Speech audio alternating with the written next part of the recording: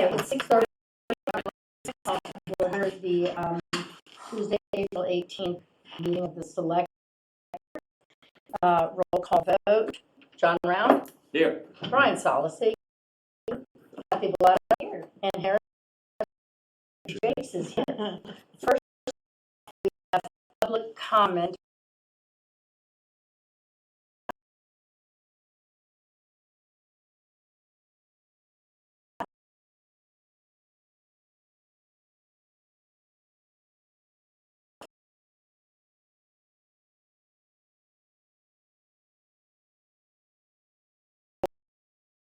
Items. First, for the chairman's report, I do want to let every members know that Debbie has put a calendar on SharePoint, so you may now go in and enter your own dates of being away. So that'll be Would that require us knowing how to use SharePoint? a little bit, but not much, Brian. Just throw that out there. We can do a little primer on that. Let's Is see. it in the select board folder? Okay. There's a select It board is. folder? Well, there are two. There's one with a little red and another with a blue. Go to the blue. Yeah. Because that's where I found it. And Double check. I did forward everybody two emails regarding, one is for Officer Mullins, who's going to be graduating, and the other is regarding a housing forum, and I'm not able to attend either of those. So I think the housing forum would actually be quite interesting. No, hold on. Officer Mullins, when was the one for the housing plan? Same time, I sent not together, but I did send them. Otherwise, I will send them along again. The Officer Mullins one, I did not receive that one. Send them along That was- again.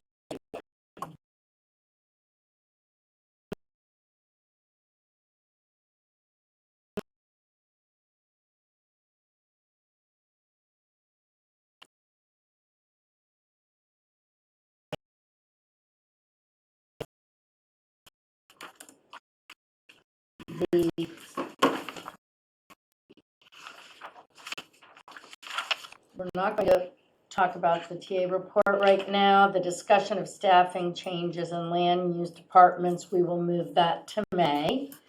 Preferably the first meeting in May, Greg? Yes. Yeah. Okay, so May 1. Next up, we have Water Resource Protection Task Force, which will be today. Brian, And I will text, I'll text Steve for the appropriate time here. because they have a meeting tonight. Yes, so he has to get pulled away from that, but Okay, be wonderful. And Chuck, and I believe Nate will be on that as well. Brian, any updates on the proposed Human Rights and Inclusion Committee? Nothing, we were still waiting on the governance, ultimate decisions of how we're gonna proceed at this point. Okay, so we should move that to which meeting? Because we are doing governance, some governance this evening. Why don't we tentatively move that to May 1, and we'll see if we have enough information at that point. Select Board Goals Governance Project, we have Susan Beckman here, so we'll be going over that as well. Policies we're going to that on May 1. Then Western Woods discussion will be May 15th. And facility master plan, that's later on this year. So, all right. Things I think might be missing. We're still missing the action items to schedule the performance reviews, the quarterly performance reviews. I really don't want to be the watchdog on that. They So don't, that needs they to don't go. happen unless I remind us, and I would like to not I'm sorry, what? have to be. The quarterly performance reviews for Todd and for yourself. We're contractually obligated to do them for Todd, and I just, We do those, and it's not, that's not your sole responsibility on that. it's not, But but I it's not do on the think action item list. it and should be on the withdraw. action item list. All right, Debbie, if you would add that one, that'd be great. Thank you. And then to that, we should also have fire chief on that as well. So Okay, any other updates or information that members want to? Were there actions from the Joint Finance Committee meeting that are not on this list? I didn't have time to review my notes from the Joint Finance Committee meeting, but we certainly had a lot of discussion, and I thought we took some actions, and Greg, we have, those. yeah, I think we need to ask you to review those notes and add the appropriate actions to the action item list. Okay, so we're adding the performance reviews, and that should be 3 separate ones since we have 3 different staff for that. And then we want the joint FinCom meeting as well. All right, Debbie? Yep. Thank you. Anything else? Okay, then first up we have, and this is very exciting, Kitty Weaver. And Kitty, would you go ahead and introduce yourself and tell us about the event, the recognition and event, please? Kitty Weaver, 26 Bridge Street, as I say at town meeting. I'm here because I think Debbie sent out to all of you a blurb about the Navajo group, small dance group that's coming here on the 18th of May. The reason they're coming here, can I assume that all of you have read what Debbie said here? So I don't have to go into too much of the history background. There were 2 men who signed the Navajo Treaty in 1868. General Sherman of Civil War fame, of Ohio, and Samuel Tappan of Manchester by the Sea. The Navajo Treaty was June 1st, 1868, and today they still celebrate Treaty Day. June 1st for them is like our July 4th. It brought them, they had been removed from their homelands. They were taken on the Long Walk. You may have heard of that. The Cherokees had the Trail of Tears. The Navajos had the Long Walk. They were driven 300 to 400 miles into terrible land in eastern New Mexico.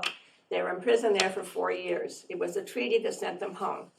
This is the only treaty of the 375 treaties that were signed by the government that actually sent a tribe back to their homelands. So the treaty and the men who signed them are revered. And this young group who is coming here, they want to bless Tappan's house because of that signing. They have also blessed Sherman's house already. They were there in Lancaster, Ohio, population 40,000. We know what our population is here, a little different. But I hope we can welcome them here with open arms. They will be dancing at the Kroll Chapel at 6:30 starting. It's going to be a different venue for them, if any of you know. If any of you have been down the basement of Kroll Chapel, they're going to have to change their clothes. They're not called costumes, they are traditional dress. They're going to have to change down there, come up and go down that long aisle, and then perform. So anyway, I'm hoping everybody can be there. It's traditional at the ends of these programs to have an exchange of gifts. So I'm hoping from Manchester that we can have some sort of certificate thanking them for coming all this way. They're making a very big move to come all this way to the East Coast. They've never been here before. They've never seen the ocean. They're going to be here for a couple of days. They will also, after they're going to be with us, they're going down to Cape Ann Museum. They'll be there on Friday for 2 performances, one at 11 and one at 1. So I'm hoping with a certificate from us and little gifts, Debbie, you said they're a little something that's are representative of this area, we can give to them. They may be giving us something, we will give them something. But I'm also hoping that one of you lovely folks here can make the presentation to them at the end of the program. I will leave that up to you. I'm going to be MC for lack of anybody else being MC. But I think it's going to be an interesting evening, and I thank you for your time. And if anybody has any questions, I'll be glad to answer. Thank you very much. I think this is very exciting and quite an honor for our town. And one which I'm looking forward to. I hope so. And do you know, or is there any guidance on what is appropriate in terms of gift exchange? Well, I know they give something usually very simple. something that's representative of their Navajo Nation, whether it's feathers or something that's representative of them. And so it's the same kind of exchange from us. Although this may change, they were just at Sherman's house, and I'm not sure what they gave there. I've been in touch with the director of the museum there. So it's something simple, something not Mhm. elaborate. And how many people will be coming from the Navajo Nation? I neglected to mention that. I thought it was gonna be 6. It's a small group. It's actually gonna be 5. It'll be the director and 4 dancers. And do they have accommodations? They have accommodations through moi. I worked with Cape Ann Museum, Miranda Aisling down there, and they are gonna be staying at the Vista Motel in Gloucester. And so there'll be 2 nights coming here. They'll be here Wednesday night and Thursday to perform Thursday, and then they go down there on Friday. Okay. So they'll be staying in a motel. With because of Lancaster, Ohio being 40,000, they have chain motels. So they stayed at a Holiday Inn in Lancaster. We don't have any Holiday Inns here, so we have a little more mom and pop motels, which I think they're going to enjoy. They're a young group. The dancers are teenagers, and the director's in his early 40s. He's going to give a more elaborate lecture at Cape Ann. He's going to use a PowerPoint there. I was discouraging a PowerPoint here at Kroll Chapel. I wasn't sure that it was. He's going to do a simpler program here on his lecture, and then the dances will come after that. The whole program should be about an hour and a half with no break, unless we all stand up and stretch. I don't know. Okay. Wonderful. All right. So will this be in the cricket as well? Yes, I hope Erica's going to put something in. The library has picked up on this and is partnering. They're putting everything out on their websites. The Parks and Rec is putting 2,000 things are going to go out to them. Hopefully Erica's going to put an article in. Seating is limited, so you do have to register through the library. So hopefully we'll have a crowd. Wonderful. Thank you, Kitty. Any other comments or questions from the board? John? No, I Right. look forward to it. John knows about this. Yes, I He's do. known about it for a while through different venues. I assume the waterfront mansion is kind of, as far as the gifting them. We have a couple on the market right now. No, I've got no questions. Kathy? No, just to say, I will be out of town those days. I am so sorry to miss it, but I hope they enjoy their time here. I don't know if there's going to be any video of this. I've not asked the question. Some of this is so spiritual for them that they do not want any cameras. Okay. But I have a feeling that at Kroll Chapel, they will, some of it will be people able to take pictures, and I haven't inquired about video. They will be using, Sean Price, the director, will be using a microphone, although I'm told at Kroll, the acoustics are so good that you don't necessarily need anything. So we'll see what happens, but I've got somebody lined up for that. Thank you for putting this together, and maybe we might think about giving them one of the histories of Manchester that's still in print, that the historic. That's one of the. Yeah, this was one of those, and there were a couple of suggestions. Of course, there's very little written about indigenous folks here in town. So the history of Manchester starts out with, Yeah, right. Arabella coming in the harbor, yes. Yeah. No harbor, but, Well, but there but may still, be a yeah. touch on Tappan and so, Yeah. Thank you. Thank you very Thanks for having much. me. Looking forward to it. Okay, next up we have interviews for, thank you again, Kitty, for Historical District and Historic District Commission. We have Allison Moreland and Paul Strimple. Okay, Allison, like to tell us a little bit about why you are interested. We did receive your the application you submitted. Great, thank you. So I have lived in Manchester, I guess, for almost 10 years now, and I have been sort of eager to get involved, to figure out how I might use my skills and free time to help support the place that I find so joyous to live in. And so whenever I saw that this became available, that there were a couple spots open, I thought, what better way? I am myself very interested in preserving my own property and what that looks like, to stay true to sort of what drew us to this area. And so it feels like a sort of foot in the door for sort of volunteering and giving back to the town. Wonderful, thank you. Absolutely. John? Great, yeah. Great, thanks for volunteering, Allison, and Absolutely. this committee, of which I am a member also, as you know. And it's very tough to fill slots there because there are so many requirements, and you meet one of them. You live in the historic district, so I'm just curious, is there anything particular in the historic district that you're looking at that you say, you know, I'd like to work on this or work on that right now? You've lived there 10 years, so you've got some perspective. Maybe. In regard to, ooh, this is tricky. I don't know. I feel like this might get political, but I am not necessarily like the specific aesthetics in the historic district. That aside, I'm really interested in the functionality of the village area of town. I am a pedestrian with 2 dogs and also a cyclist, and so I'm really interested to see how Manchester makes it so special, but evolves to meet the needs of where I feel like we need to go as a town in the world. Thinking about we're going to need to become less reliant on cars. I'm lucky to work in a town, so getting to work is easy for me where I don't need a car.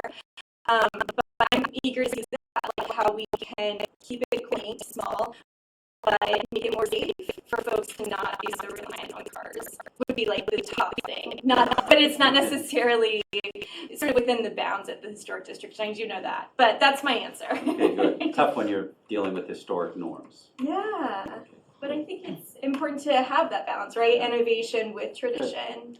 That's great. Thank you for your comments. Good, and for Absolutely. volunteering. Ryan? No, I'm good, thank you. Kathy? That was the exact question I was gonna ask, so thank you, John. Given your stated interest, you also might call into a bike and ped committee meeting attended a or couple of downtown those. improvement, so those may Oh, be other awesome. Thank interest you. areas for you, but thank you, no other questions. And there are overlaps with those, obviously, so that, Anne?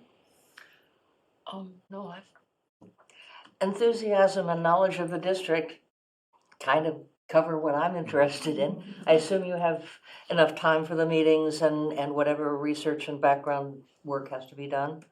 Definitely. Yeah, I work at Brookwood, so I have a very balanced life in regard to demands there and elsewhere. Good, thank you. Okay, thank you. And questions I would have asked have been asked and answered, so thank you. Fantastic. Thank you. Let's see. We have one more applicant, and that is Paul Strempel, who we see is Paul here. Let's see. Paul, are you attending via Zoom? I don't see him. I don't see him either. Something may have come up. So,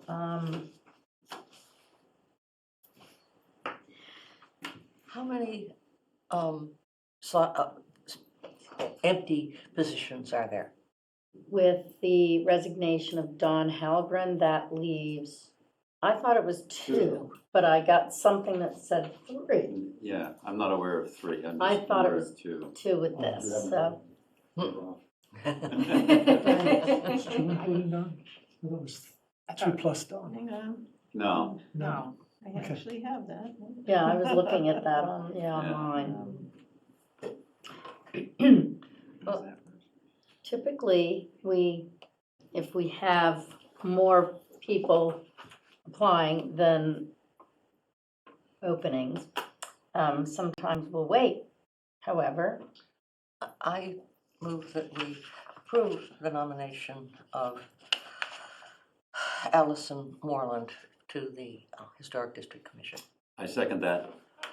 May I ask for a friendly amendment of the term? Well, I believe it's a vacancy that expires this coming June, and so you could do it for 3 years from this June. And we're close enough to that date. So it'd be, Starting now. so it'd be starting now through 26. Okay, would you accept that friendly Absolutely, amendment? through 26. John? Yes. it's fine. Okey-doke. Moved by Ann Harrison, seconded by John Round. Friendly amendment by Becky, and roll call vote. Ann Harrison? Yes. Kathy Bellata? Yes. Brian Solacey? Yes. John Round? Yes. And Becky Jake says yes. Allison, thank you very much, and Congratulations. Thank you very welcome much. to Good luck. the crew of volunteers. Thank Have a you. good night, yeah. You as well. Just FYI, when we collected information from the town committees, the head of the historical commission said there was one vacancy at that time. So if there's a new resignation, then I would think there's another. Exactly. Yes. Exactly, and that's what I had noted. So, Debbie, could we reach out to Paul? Would you be able, and just see if He said he was gonna be here, but well, things happen. I yeah, understand I'll that, reach so. back out to him. Okay, and if he hops on later, we can come back to this. Okay, next up, we have LGBTQ plus progress, flag raising in June. How are you, Hope? That would be me, Hope Aquachi, Putnam Court, almost a lifelong resident of Manchester. So it's a multicultural evening this evening, clearly. So I'm here to ask Manchester to join Hamilton, Wenham, Boxford, Topsfield, Middleton, Beverly, Salem, Peabody, Danvers, Newburyport, Marblehead, Amesbury, and Lynn, of North Shore towns that I know of.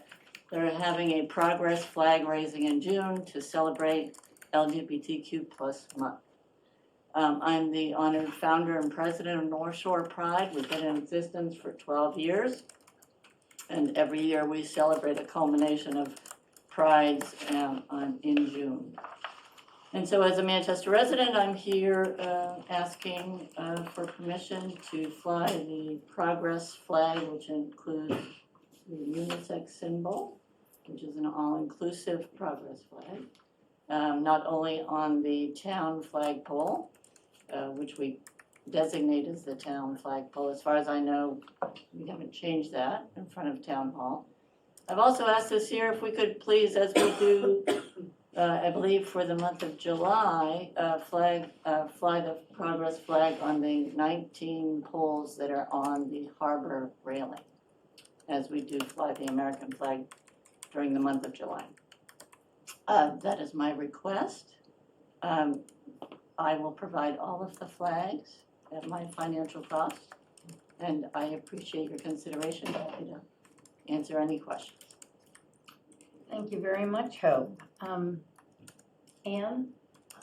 I would like to make a motion that's related but not directly on this request, which is that we proclaim the month of June to be LGBTQ month in Manchester, and that we prepare a proclamation to be presented on the 1st of June. Thank you. May I have a second? Second. Okay. Roll call vote. Yes. Ann Harrison, Kathy Bellata. Yes. Brian Solacey, Yes. John Round. Yes. And Becky Jake says yes. It's unanimous. Thank you. So related to the flag raising in June, and we have happily and proudly done this twice, and we're just. Two or three. We've Thank done you so much. We didn't do it during COVID. We didn't do much of anything during COVID, so, okay. Any questions for Hope regarding the flag raising? Ann? I have no problem whatsoever with the flag raising.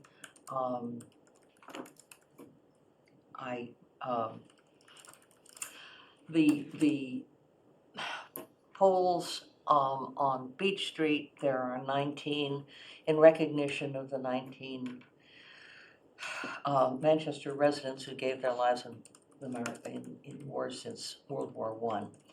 And that's a pretty heavy piece of symbolism to take over for another cause. And so I am uncomfortable about doing that. I hope you get flags up all over town, but I'm not sure that that's the right place. Can I ask a question? Certainly. So, Sorry, through the chair. thank you. What I'd like to do first, Hope, is Yes, go thank ahead and you. go through the rest of the board and then we'll Absolutely, come thank back. you so much. Okay, thank you. Yes, I also support raising the flag in June. I share Ann's concern about the Beach Street location because I thought there was a connection between the proclamation, which is for June, and the flag raising. And if the idea was to have flags in July along the beach, so I thought there was gonna be a discussion on a flag policy at some point. And I don't think we've had that discussion. And I personally would rather have that discussion before we pick a new location for a flag. I'm totally fine with the one on Town Hall, just like it was last year. I thought that was terrific. But I feel like there was some unfinished business on flag placement. Okay, Brian? As Ian, yes, the flagpole, we've established that, we've done that. I'm reluctant, actually more than reluctant, I just don't want to see anything other than the American flag on the 19 there. It becomes, once we open that door, okay, any other special interest is going to be looking to do something the same. And I just assume keep the flags where they are, that represent something that's special to the town, and leave it at that. John? Yeah, no, I'm all in favor of the flag on the flagpole out front. We had a debate on that, I guess, a couple of years or so ago, and I think that's kind of settled at this point. Yeah, the 19 flags, there is already a symbolism that's associated with the World War I veterans, and I think that's the way that focus should be.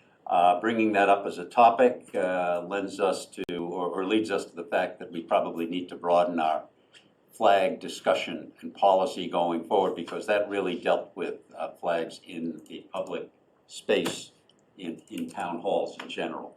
And now you're starting to say, well, what about other places in town? I don't think we had that on that flag discussion agenda. We will now. Okay, and I agree as well. I think that the town hall is, or the town flag is where we fly flags in addition to the American flag when we have proclamations of recognition. I too am reluctant to go to other locations at this point in time, so I would like to add the flag policy as well to action items, and nail that one down. I know we've had a hiatus on policies, but Something about the budget. always and ever. Okay, so with that said, we do seem all in agreement. Hope, what would you like to Thank say? you so much. I appreciate it. And being a veteran, I very much, an active duty veteran, I very much appreciate that. My question was, those flags seem to be flown from Memorial Day, which is understandable, all the way through to July. So I'm not sure what the commemoration is in July, other than the 4th of July. So that was my point of clarification and why the ask was made, because I certainly understand the meaning of the 19 poles and the flags and respect them honestly and respectfully. But my question was the length of time in which they are flown. Are they flown in commemoration of that event for the Memorial Day period? Or are they just flown, then continue to be flown just for the month of July to celebrate 4th of July? We're going to get that answer. Okay, great, okay, thank you. Well, if anything, I spurred conversation. It is, Yes. absolutely. Can I just clarify, though, that we are at the town official flagpole? Absolutely, The honor roll where my name is, that's the flagpole. Yes. And absolutely. that won't change vis-à-vis your policy amendments. Okay. And now I'll let you, If I may. Absolutely. Among the things that gets discussed when we're talking about flags is the possibility of having a second flagpole on the town common. So we cannot promise that it will always be the current pole.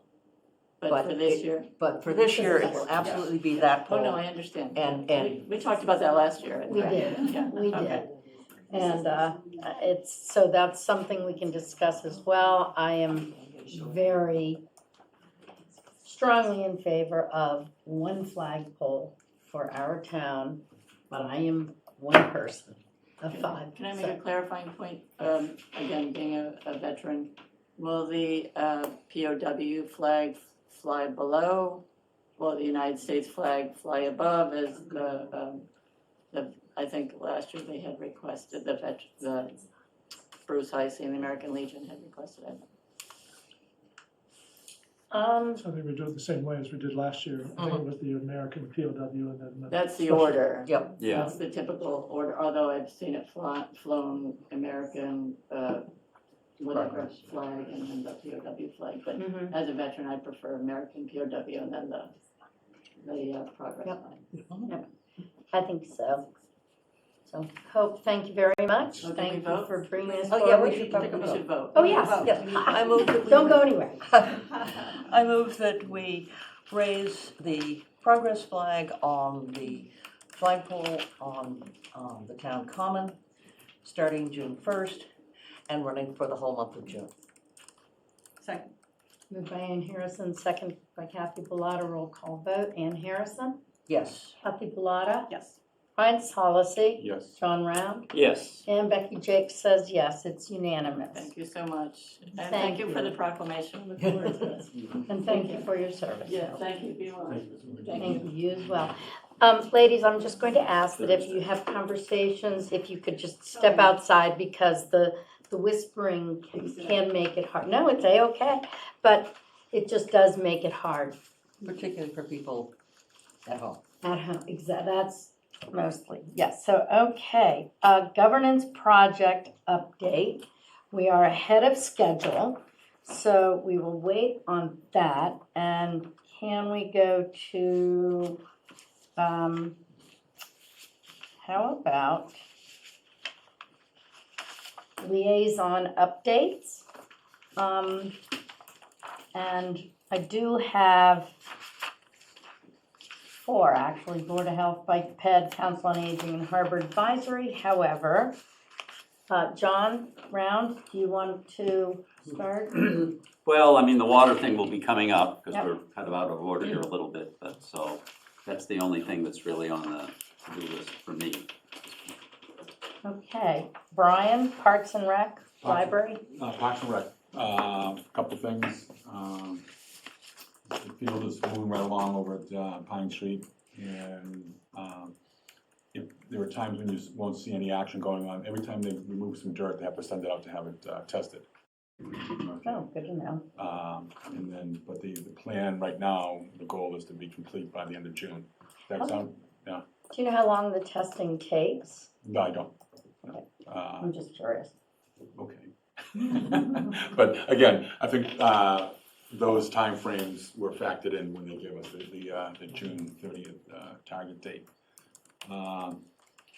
As far as the pickleball courts, that's still a lot going on over there. Mhm. There's still some issues that was trying to resolve.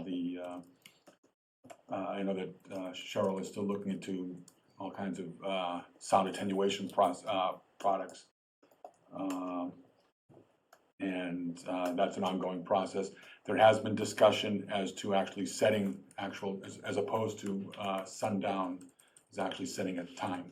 Because my perception of sundown is someone else's different perception, Right. okay? Yep, yep. So I believe that the next meeting, they're gonna, to vote on that and just set it 8 to 8. And that'll be that. And then finally, oh, you okay? And Deb, I don't know if this is appropriate. After the agenda came out on Thursday, and then the town hall was closed on Friday, just throw this out here. Members of Manchester Essex Little League have asked if they could put signage on the fencing out at Sweeney Park. And I know that probably has to be we have to do that on the It consent has to agenda. go on to the agenda. But I told them that I would bring that up, and so hopefully we'll get that on to next month, or next meeting. But, Okay, that so was I'm just, gonna it's procedural, I guess, at this point. Okay, so Little League signage goes on the next one. Thank you. Kathy Bellata. Well, we're gonna be discussing a lot of planning board activity tonight, so I think we'll cover most of it. The only thing I would mention is they did hold a public hearing on their proposed rules and regs that Betsy Ware had drafted, and that hearing has been continued until April 24th. Are you gonna cover Council on Aging? 'Cause John and I had attended the BO Board of Directors meeting on that. You're gonna cover that? Okay. Yeah. I think that's good. Okay, Ann Harrison. Not much has happened on the school, on the school front, since, we had several meetings. And, I think they don't meet again until early May, the school board, school committee. Okay. They're waiting to hear what Essex has to say. And Concom is coming later with water research. And the Concom has been doing, that I've been following, they've been doing nothing having to do with policies. They're handling the cases as expeditiously as possible under the circumstances, and it seems like a committee that's doing its job quietly and happily. Reasonably happily. That's good to hear. That's very good to hear. Unusual. Okay. Then regarding Board of Health, they're meeting this Thursday evening. I'll be attending that. Council on Aging as the liaison there, and I was not able to make the other meeting, but John and Kathy went, and I do have notes from that. So they had a number of areas of concern. Probably the biggest one is not letting the senior center fall by the wayside. So I would like to see if we can have an update or discuss that at the next meeting, which is going to be a nice long meeting. But I think we need to get back to that. It sort of took a break while we were focusing on other things. So that's very foremost on their minds. Additionally, they also hope to be approved soon for the 2 vans, 12-seater and 9-seater, so they can get those ordered for use by late 23 or early 22. June 14th is World Elder Abuse Day, and at 10:30 to 11:30 on the Town Hall Green, there will be a rally, just to raise awareness of that. Additionally, the annual appeal for the Friends of Council on Aging is in full swing 2023. As it stands now, they've raised a little over $17,000. So if anybody wants somewhere to park some money, go ahead and reach out to the Friends of the Council on Aging. Monday, they have their coffee and conversation corners, which John has been attending, and that regularly seems to bring 20 to 30 people, which is really nice and very much enjoyed. So that is COA. The other meeting, I did attend a bike ped meeting, and they have quite a heavy agenda. And there, I think one of the focuses is a new law the state has put in, which is a vulnerable users bill. And that's definitely going to come into play in terms of safe routes, accessing bike lanes, and how bike ped, downtown improvement, DPW, the Historic District Committee, there will be a lot of overlap on that. Next, Harbor Advisory. Harbor Advisory met, and they are focusing on getting cost estimates. They're looking at 2 for Tux Point at this time, and they're not sure yet if the rotunda will be usable or not this year. So they're, yeah, I know, looking at that. Dredging, we still need money for engineering and permitting on that. The fisherman's facility is being looked at, and that's going to come in with rotunda estimates as well. And they wanted to go ahead and finalize the harbor management plan group. They felt that the chair of Harbor Advisory Committee should be the chair, also the chair of the harbor management plan. So there we go, those 4. And that brings us to, we have a few more minutes. Can I ask a question? Yes, yes, Okay, there are 2 rotunda projects, I believe. One is after the damage from the storm this Yes. winter, which has the ramp, the wooden part of the pier has lifted. So that's what may keep the rotunda unusable this, right. Yes, and they're waiting for it. Now, the cost estimate for the fisherman's pier, is that tied with the rotunda moving or moving out, staying put, moving ashore? So the fishermen are waiting for the longer estimate, and the rest of us are waiting, yes, we're waiting. so. That yellow dinghy gets really tired. But, okay, understood. A question that came up about the harbor management was whether that committee ought to include someone from the yacht club. That does make sense. Bayan had suggested to me that someone contact the yacht club and ask if they would like to have their club captain involved in that, because they're certainly a heavy harbor user. I don't know how that would happen.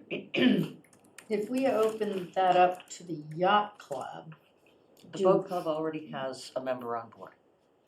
but I'm thinking about the businesses as well. Well, we've been looking for businesses. Any thoughts? Well, actually, no, we'll put that on an agenda. That'll have to go on the agenda for a discussion. And how's May 1 sound? Should we go to May 15th on that one? Sure. Okay, so.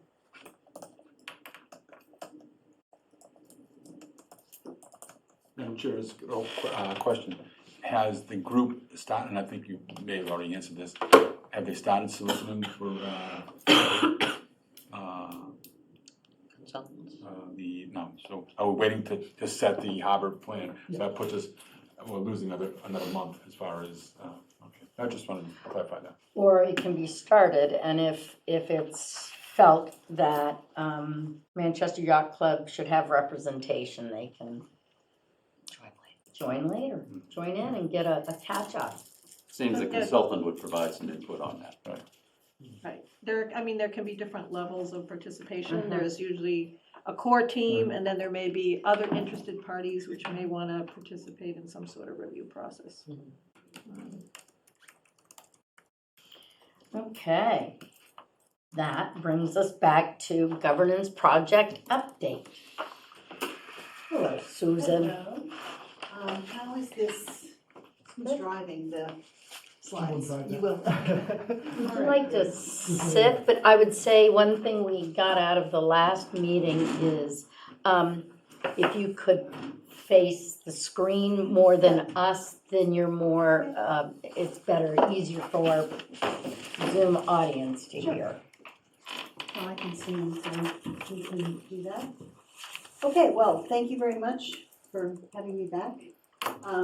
This update really is tied to just quickly walking through what we've done over the last couple of months on our board and committee inventory. And as you can see, it's been pretty hefty, January, March, April, and now we're on the 18th. We updated you initially on the select board in terms of what we were doing.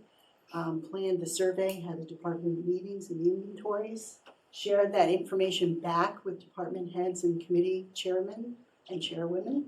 And now tonight is our select board update. So next slide. So far from the governance project, just again to put it in context, the master plan put forward a couple of goals for the master plan relative to the select board. And that's aligning the master plan implementation with committee, board, and all of the department work. As we know, we have a lot of committees and a lot of department people that work together. Sometimes they're siloed, sometimes they're integrated. The goal of this is to align them. And secondly, to really start fostering cohesion. We had a great example of that, just talking about the Harbor Committee and understanding who needs to be on what, and with Parks and Rec and all those others, there's a lot of interconnection between these committees, so we want to be able to foster that. So far, we have shared the results, as I said, with the board and departments. We're here tonight. The goal tonight is to prioritize next steps. Okay. Sorry. This is just a visual of where we stand right now relative to this. So again, the thing that was really important, and I think that I was interested in, the common themes, as you'll see in a minute, are very consistent between the boards, committees, and the department heads, which is actually encouraging, I think, because we want to make sure that we're clear on that.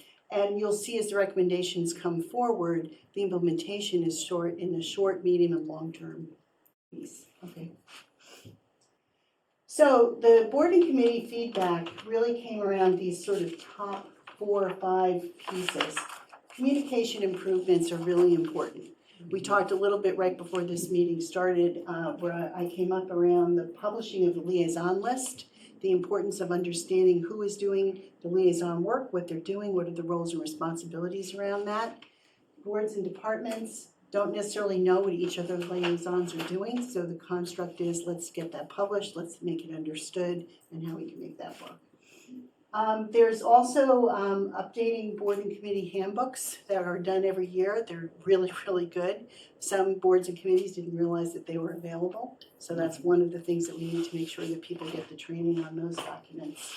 I think the most important piece here is the construct around boards and committees do a lot of work. They work sometimes insular in the stuff that they need to do, but they also put forward a lot of good work that is not necessarily connected to departments or connected to the work of the master plan or to the things that we need to do. The goal here is to try to understand how to move work forward. So if you have a parking study, you have that put forward, how do you bring that back to the select board, and how does it get implemented? How is that done through different layers of work so that people can actually connect the work that they're doing to getting some results implemented? And then just the basic idea of additional meetings with committee chairs and communication and all of that. There's also was some good discussion around committee structure. You know, can we do more with working groups? Are there other things that can be done relative to that? And to really understand, if we had a resource group or a project team, are there opportunities for that? We run into open meeting law and have to understand those pieces of it, but are there ways that we can look at that? Hybrid meetings, we need to make sure that everyone is trained on doing these meetings well. And the website, which is probably the last large piece of this, which also ties into technology, making it easier for people to fill out applications, but also to navigate and get the information that they need. There were a couple specific wish lists in terms of inspections for real estate transfers, building department staff, expending those along. And starting the budget process earlier, which I think you began kicking off last week, which was actually great in the look back going forward. So those were some of the feedback that we heard from the departments and the chairs. Okay. Recommendations. So these really fall into the three categories of short, medium, and long term. Over the next 30 days, recommending setting an annual date for department, board, and committee meetings to review their work of the year past. Look forward for setting goals and priorities for the next fiscal year, starting in June. So the thought process would be each June, there'd be a one-man meeting where all the committee chairs, department heads, and people get together in the boards and come up with, here's the stuff that we're all working on. So there's a connection on that. Make sure that there are updates quarterly from each of the boards and committees so that we know how things are going over the year. It's great to set goals and go forward with them, but if you're not checking in to understand what they look like, it doesn't necessarily make sense. Taking the liaison program to another level, which is really formalizing it a little bit in terms of what committees get liaisons. This isn't meant to be more work, but the construct is that they will be consistent. When you attend a liaison and you're a liaison for a meeting, here's the basic things you report out on, here's the way you need to do it. And then finally, a annual volunteer appreciation event was something that we suggested getting going in June. So those are sort of the short-term pieces that we have. There's just one thing we kind of skipped over, the discussion on the minutes. Oh, sorry, probably on purpose. Yeah, yeah. We did bring it. We They'll be in did. the minutes, we'll read that. Well, it's funny because we had a very long discussion about the minutes. So there was, the concept is that if you can do minutes early and get them up and running, people would really appreciate that. So when we presented this to the boards and committees, their concern was 5 days is a short period of time. Is it something, do we want to put draft minutes up? How do we want to look at that? And I think we're talking about the prospect of how that might be able to work in different ways. So taking a summary of action minutes at the front of a meeting and just taking an annotated version of the agenda to say, here's the topics we discussed, not necessarily sharing outcomes, but at least knowing what's been on the meeting and what was voted on, and then going and following up with meetings going forward. Yeah, so we actually have, so I think the next step there is we need to come to clearly outline what the options are around minutes, because it doesn't do us any good if minutes aren't posted for months, the residents don't know what's going on. And in doing our research, we came upon some language in the open meeting law FAQs, which was very interesting, that committees could choose the method, they could vote on how they approve the minutes. So, for example, some committees could vote to have the chair approve the minutes. And, that's certainly probably not something you want to do for an elected board, but for many of our advisory committees, which are less formal, that might be just changing how they approve the minutes might allow them to get more posted faster. So we're looking at the different options. Diane is all over this. She's very concerned about, how the process we use for posting minutes. And so she's doing a little research for us. I'm also just going to say, if anybody's phone is not muted, if you would mute it, please, that would be helpful. I keep hearing dinging. Okay, thanks for the reminder on the minutes. Yep. Okay, so the next midterm focus is really now saying, looking at all the committees that we've got, there are a lot of them out there. Is there an opportunity to retire some? Is there an opportunity to basically consolidate some? That could be a possibility for the next 60 to 90 days. Implement department committee board liaison programs, so actually take the program and implement it over the next month or so. Clarify the process for creating task force, if we're doing anything different on committees, just being clear about that.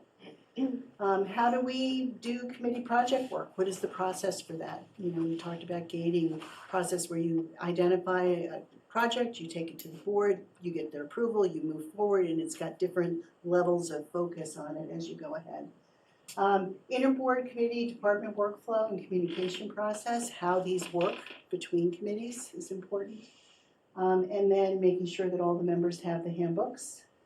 And then finally, updating the website. So there's some pieces that can be done, just general cleaning up, removing inactive activity, committees that are on there now, but also making sure that membership and all that information is correct and focused on. So those are sort of the midterm pieces.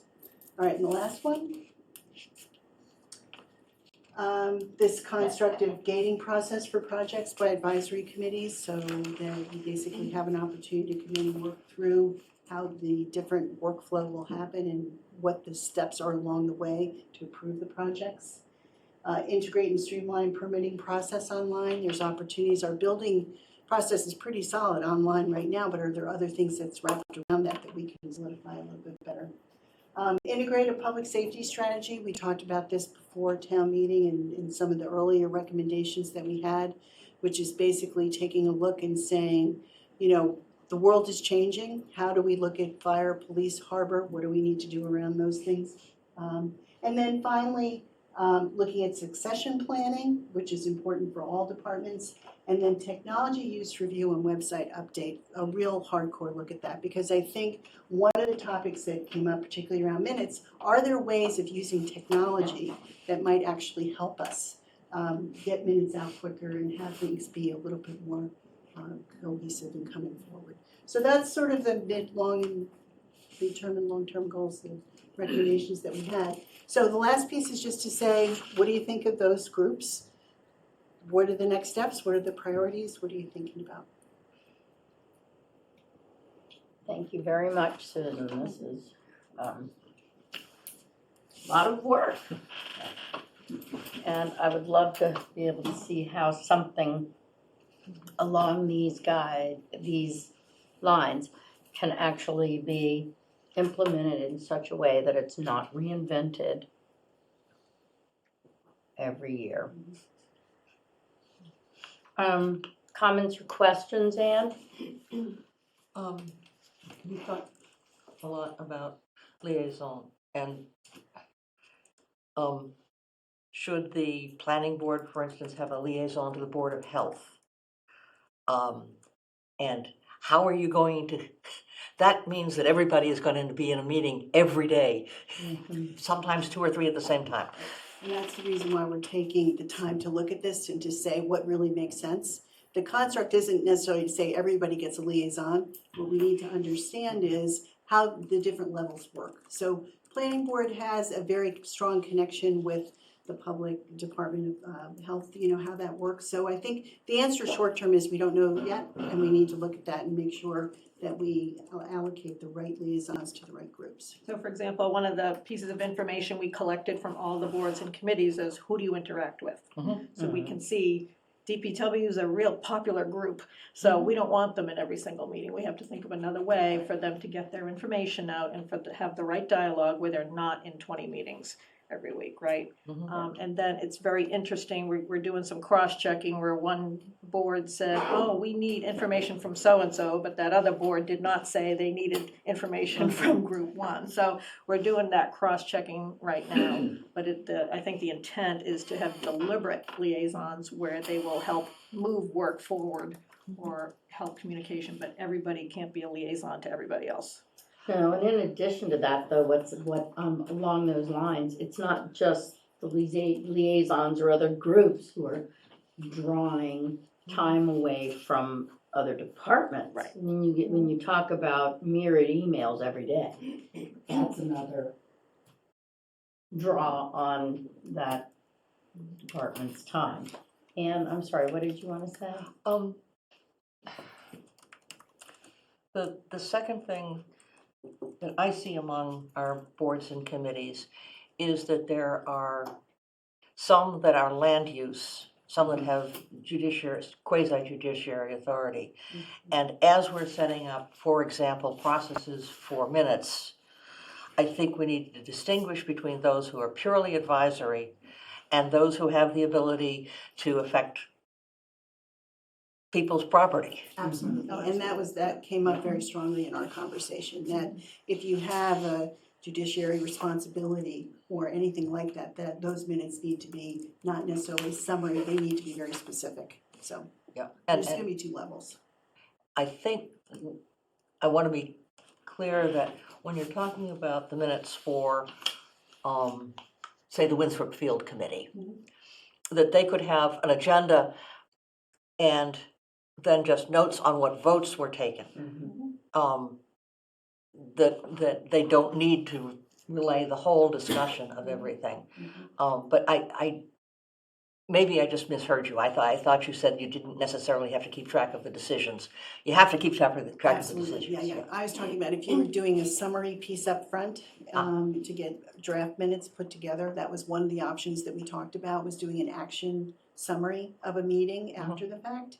But after talking with Diane and everyone else, the thought is that we probably don't want to do that. We're going to look at it a little differently. But I think, to your point, there's levels of committees that have different needs for minutes in terms of specificity and the need to put that forward. So that's part of this untangling, is to figure out what we need to do with those. And once we all agree on if there are any changes needed, right, to how we do the minutes. And I think the next step is also to hold the chairs accountable for getting the minutes published in a timely manner. Right.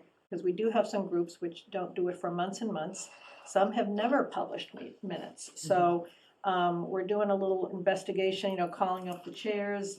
What's the problem here? And at some point, we may need to make a decision, either, that committee doesn't need to exist, or perhaps it needs a different chair. But if you're gonna have a committee that's representing the residents have a right to know what's going on, so. And to that point, the zoning board, we need the minutes to write a decision. Oh, yeah. And I think I'll be getting a phone call, where's my decision? I haven't got the minutes yet. And that becomes an integral component of the actual decision that's being written. So the sooner the better. And in addition to those, when we're looking at these suggestions, we also have to bear in mind what Mass General law is. And so with that, regarding minutes, and it's important that we not impose levels of specificity, because that is not in accordance with Mass General law and how minutes are, well, at least according to the Attorney General, that how minutes are. What is the word I'm looking for? We don't know. Say it again? We don't know. I know, well, you're supposed to know these things. No, No, how but minutes are It's a complex noted. law, and I'll Managed. tell you, when I had a conversation with Diane about it, she learned a few new things too, which was interesting. So that's why I think we all have some habits, I'll say it that way, around minutes. And some of our habits, they're not necessarily the only way to legally, comply with the OML. And that's what's interesting, if we can find a more efficient, faster way to get the information out to the residents, that's usually good for everybody. So Diane's doing a little research, and then Good. we're waiting for her to come back to us and just clarify some of the new information we found. And I didn't mean to take us down the minutes rabbit hole. No, it's a big topic. It's It very, because it's absolutely is. time consuming, but they're important. And a lot of people do not understand it, and and it can change when you think you do. John? Yeah, so I want to go back to the liaison issue a little bit, and I saw the grid that you put together with regard to which committees intersect which other committees. And I agree that if all people went to all meetings associated with their liaison responsibilities, everything would grind to a halt. It just could not happen. Right. I think there are maybe a few committees where you need to be at if you're a liaison, you need to be at more rather than fewer, but there are some, a couple of times a year is enough. And I would point the first finger at us. We're the only ones that intersect with every committee, and we've got assignments for what, maybe 8 or 10 out of 30? So an example of that might be, though, that if I'm the, let's say if I'm the liaison to Mike and Ted, or Right. 14. one of the things I think that would be important would be for me to work with that committee to make sure their goals are aligned with what we need them to do as a select board, right? They're advisory, and if they're going off on their own thing, right? Don't we want some cooperation? Yeah, But I don't think that's up to the liaison. No, That's- the liaison should represent the board, but if we sense that the committees are and I doing disagree with something that. else, okay, I think the liaison gets information Right. from meetings to bring back to the select Yep. board, who then, if modifications need to be made or statements need to be made, yes, it's discussed I agree with within the that. group Yep. before going back. I agree with think that. that's really critical. Well, I think that can tie into the minutes. There are some groups, maybe you want to be there every other meeting, Right. every fourth or fifth meeting. If the minutes are there, you can look and say, oh, there's something going on here. I think I better go to the next meeting because, I'm interested in updating exactly what's happening here. So, but I think that we have to broaden our horizons here with regard to liaison responsibilities across the board. And then see how that evolves in terms of the number of meetings that one has to go to. It will increase, but it should not have to increase very much. Susan? So I think if you go back to the short-term slide, Greg, real quick, the one way to begin to attack this is looking at the construct of doing this annual multi-departmental board committee meeting. If you imagine that every June you get together to set those Yeah. goals, and every quarter you update what those goals are, the need for the liaisons, other than on a very important, tactical piece that you need to stay involved with, like a planning board or zoning board issue, is very different, and that will be Yes. covered by the process that we're trying to put forward here. So Right. I think that's the goal, to get to that. Because some liaisons can simply be, you reach out to a chair or whomever's the note taker and say, What's going on? give me the synopsis. Yeah, and I think what we found was really helpful, getting everybody in the room is great. When you have the departments with the committees, with the boards, everybody's sharing their ideas, you really can find the common ground and what works best. So that's why I think having this multi-board meeting in June, it would be a good kickoff to start this. We can come forward with some ideas about and constructs that they can talk about. And come prepared with their goals and how they could put those forward, and then everybody can hear what's going on. And They then asked listen. for that, that was very I think it's helpful. great. They asked for that, yeah. And I love the idea also of the liaison program. I think that can be a critical component. So, should we set this meeting up, try to get this set up? Well, so We're not taking that. the point is that from the short term, first 30 days, that's what I'm looking at. Are these the topics that you would like to cover? If they are the topics that you'd like to cover, I can put forward the next round of discussion on this, which would be agenda for the meeting, how would it be set up, the time frame, the kinds of topics. I think the liaison program will be developed as part of that meeting because we want to share the thoughts with everybody. So the implementation wouldn't necessarily happen until after that meeting, but we want to get the feedback from people on that. So that's the general thought. Okay, I did have, what was the do you have an idea, percentage of involvement from boards and committees with the meetings you had and then the surveys? Oh, how many responses we had? Oh, we got everyone's. About everyone's, We got everyone's. a little bit of chasing, but not Yeah. much. Yeah, so we had A little bit of chasing. From We got every responses. board and committee? This responses on, from Yeah. the survey. Now, there came are in from some- everybody. There are some committees mentioned on our website which actually don't exist, so that's part of saw a our couple cleanup. of So that is part of our, an easy just go do. Yeah. There are some things that need to be cleaned up. And we did have, our initial meeting, there were a lot of people that couldn't get there to the first one, but in the follow-up conversations, everybody was very interested in getting together in June, as long as we can give an advance date, and we know when it is, and that's what's really important, is getting that done, so. So We had what, good participation. Yeah. So, One meeting, the meeting I was able to attend was really wonderful. That was great. I would think the other thing that was interesting was when we did send the survey out, you know, like I said, there were some committee chairs who voluntarily came forth and said, you know, I'm not sure, our team needs to be a committee. There may be another construct that's better. So we didn't want to get into a specific discussion on which committees we may want to retire or reshape or refocus, but we're going back to those committee chairs and talking with them each individually to see if we can come forth with a more specific recommendation. But there are also some committees which have significant vacancies, and I think those are, we just haven't directly connected with those chairs yet, so I didn't want to get into that discussion here. We want to talk to those people first.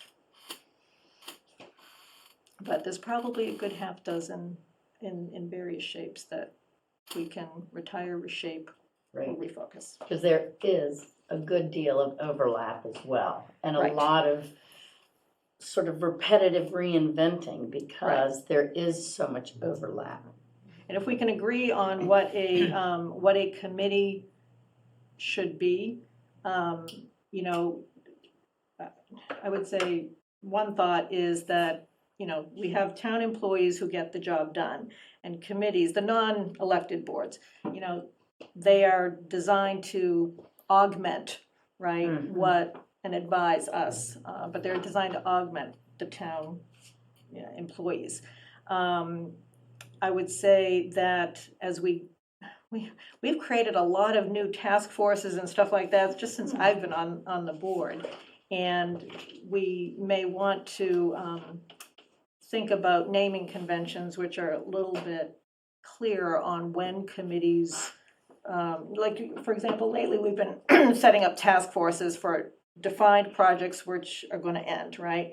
There are some legacy committees which were originally set up as defined projects, but they're ongoing and have not yet retired. So those are the ones we're looking at first, because if we rolled back the clock and started them, they probably would have been a task force, which by now should have been retired. So just some of those items are coming up as well. I'm a little worried, a little uneasy about this very top-down organization of everybody should be working on what the Board of Selectmen says they should be working on. I think, that's not far from, because I think that there are a number of committees that come up with useful suggestions, ideas, projects that we hadn't thought about. Oh, great. And I would hate to have us lay out a schedule for the committee for the year. You will work on this, and lose. I don't think that's what. Well, Well, that's not what I meant to say. Let me clarify. The discussion we had with the committees was they recognize that they are working in silos in some cases and don't really want to. They know there's overlap.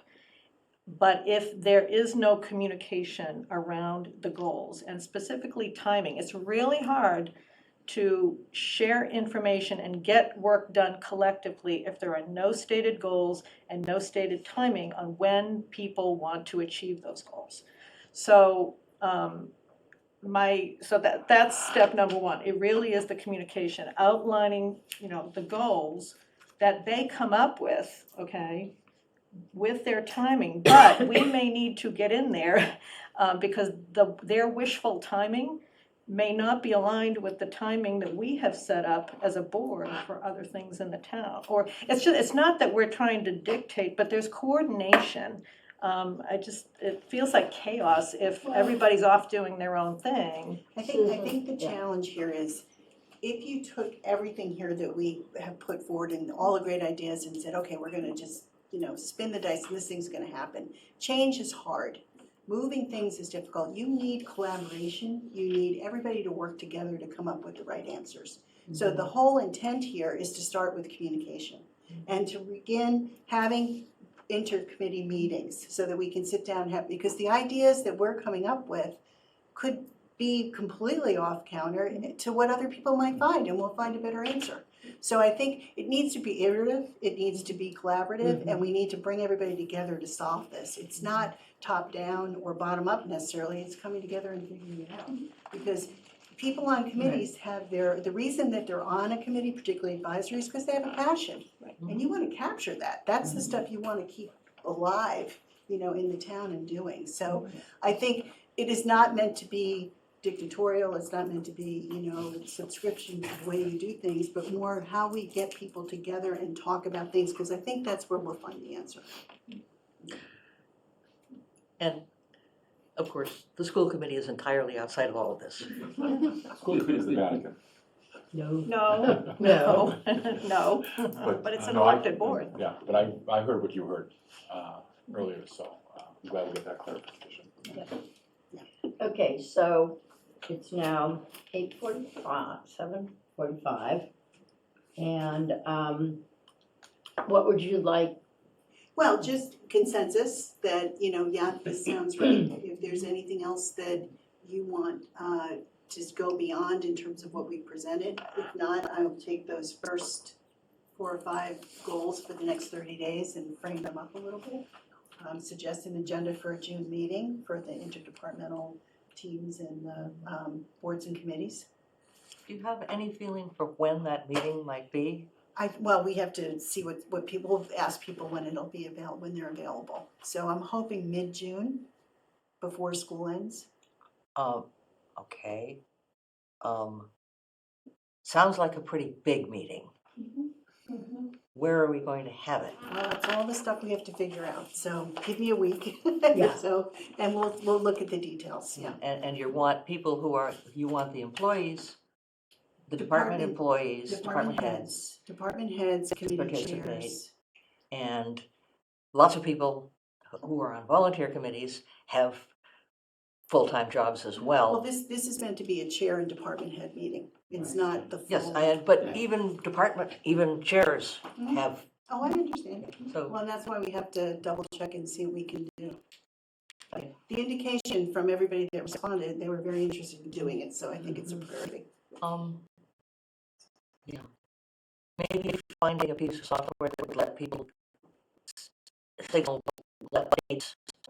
Doodle. Yes. Doodle. That's what I was thinking.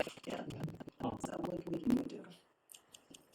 Okay, so does that sound good? It sounds good. The one thing that I'm really concerned with going forward is that, especially in terms of communication and flow, is just making sure that we are not violating any OML or anything. And I know that would be first and foremost as well, but every step that we do, I want to make sure that we're So, rigidly adhering to that. so I guess, Becky, you're our representative to this. Yeah. Happily. So, anyway, okay, thanks. Thank you, Susan, Thank you. very Susan, much. yeah. That was good information, a lot, yes, good information. Okay, Rick, if you would like to offer something, I would love to have you go ahead and send an email on that. This is just a meeting that we're not doing public comment on that right now. Okay, next up, we have Water Resource Protection Task Force.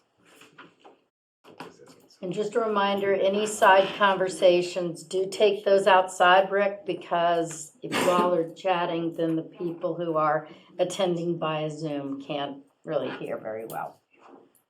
Okay. Greg? Steve there? Steve is there, I don't. I texted him about 5 or 6 minutes ago. I was on the same meeting with Steve, so he should be Yep, he's here. following right here. Okay, I see Bion, we've got Bion and Chuck. And Steve. Good evening, Steve. You're muted?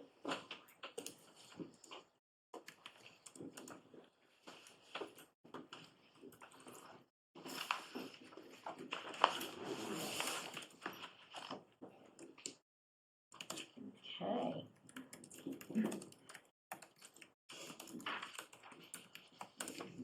Need to unmute. Note from Steve. Greg, Steve says he can't unmute. It shows him as a co-host, he should be able to unmute. Yeah. Bion, are you able to? I know Chuck did. Yep, Bion can unmute. I can unmute. Okay, Steve, I'm not sure because other people are able to. Are you on a, he's not on a phone. Guess I'd have him log off and log back in. Yeah. Did you hear that, Steve? Try to log off and log back in, please.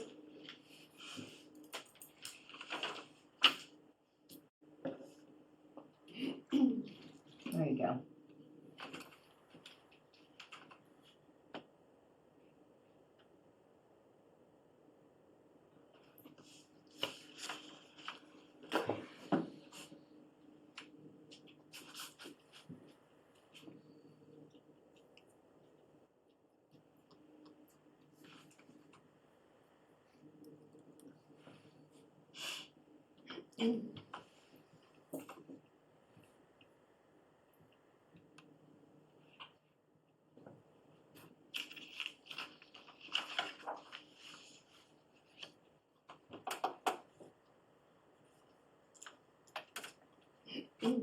Okay. There we go. There Sorry you about are. that. Good evening. Good evening. Sorry to be a little late and to be fumbling fingers here.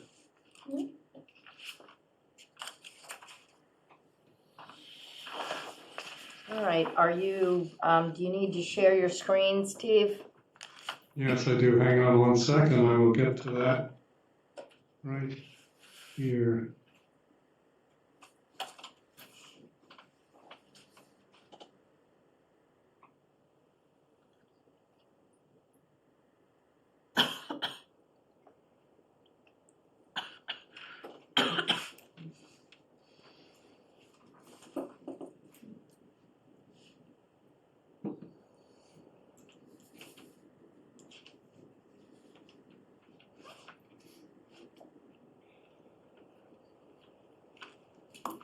Are you still fiddling with this?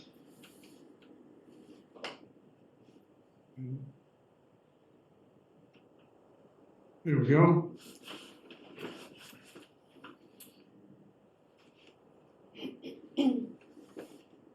With any luck, you see the title page.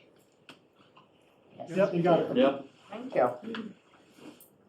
Okay, so as you know, since early last year, the task force has been working pretty diligently, I would say, in 6 subcommittees focused on different aspects of a long-term strategy for water quantity and quality for drinking water.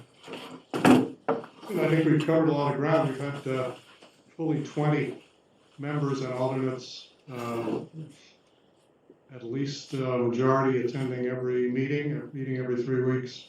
So I've been very pleased with the outpouring of energy, particularly that there's some folks associated with the task force who, as far as I know, have not been involved much in other volunteer capacities. Anyway, I'm very grateful to them and thank you for making all of this possible. One of the primary things we set out to do was to figure out how to make something that would last in terms of recommendations that you accept and endorse and want to see implemented, and not simply another really solid report that everyone agrees with that ends up in a short-term initiative or a privileged place on the bookshelf. So our first recommendation is exactly along those lines, and it is to create a water advisory board. You're welcome to change the name. I borrowed this from the town of Belmont, which, similar to us, created a board in the absence of separate water and sewer commissioners to be responsible and accountable within town government for preserving quality and quantity of the drinking water. Again, modeling on Belmont, to keep it small, 3 volunteers to ensure implementation of things we recommend and you approve. We considered 2 options here. One was to have a small water advisory board appointed by you with staggered 3-year terms, a small budget and some part-time staff support. And option B would be to delegate to an existing committee, and we did an experiment to see if this could go to, for instance, Sustainability Committee, which already has officially responsibility for water conservation, although, as they say, they've focused primarily on other aspects of sustainability in their work so far. And we concluded that it's important enough and time-consuming enough that not only should it not be something that you have sole responsibility for as select board, but it should be something that has a group of people dedicated and focused to. So that's the primary recommendation in process terms and governance terms. And I realize it needs to fit into the framework that you're working on with Susan Beckman and others to clarify and make town government more efficient. The other recommendations, and I'm happy to have some discussion about that now, although I can also just blurt out these other recommendations and let you chew on the whole matter and ask questions. The other recommendations are substantive, and they fall under the headings of conserving drinking water, which comes from our study of demand and usage, ensuring ample drinking water, which comes from supply and source studies, and improving quality of the drinking water overall, which comes from a variety of work, particularly the contamination and water quality team. There's 3 primary recommendations under each. The Water Advisory Board wouldn't take sole responsibility for any of these, or most of these, would for some actually, but would be a help and assistance kind of hub for information and a conscience for keeping the process moving forward. So these 9 are under conservation to first upgrade and in most cases replace our existing water meters for residential and commercial and other customers. Second, to change the water rates with conservation in mind. And obviously we have specific recommendations for each of these, which I'd be happy to go into when we have more time. Third would be to increase awareness and education around conservation. And 2 and 3, actually 1, 2, and 3 work together nicely in as a hat trick to apply better information, a set of carrots and sticks, if you will, to the idea that we should not be using so much drinking water to irrigate lawns and plants, which is one of our findings. Under ensuring supply, the 3 recommendations are to help define the alternative next steps for the Lincoln Street well, which, as I'm sure you're aware, include remediating the contamination, PFAS contamination on site at the well, or conveying the water somehow up to the water treatment plant and centralizing PFAS filtration up there. A third kind of dark horse candidate would be to plan for retirement of Lincoln Street well, if it is possible, and to replace it with a cleaner source of water closer to the existing water treatment plant. Fifth would be to accelerate the replacement of our ancient water mains, which you probably know as much about as we do, but to help build a financial case for that, particularly if the Water Enterprise Fund is, shall we say, more liquid after recommendation 2. 6 would be to expedite repairs to the wastewater treatment plant's recycled water system, given Chuck's astounding, kind of stunning finding that we are using last year, fully 10% of our finished water in that process. Normally, we ask every citizen to process the water somehow or other before it goes to the wastewater treatment plant and then out to sea. But in this case, we're cutting out all the middlemen and using the water directly at the treatment plant before it's sent out to sea.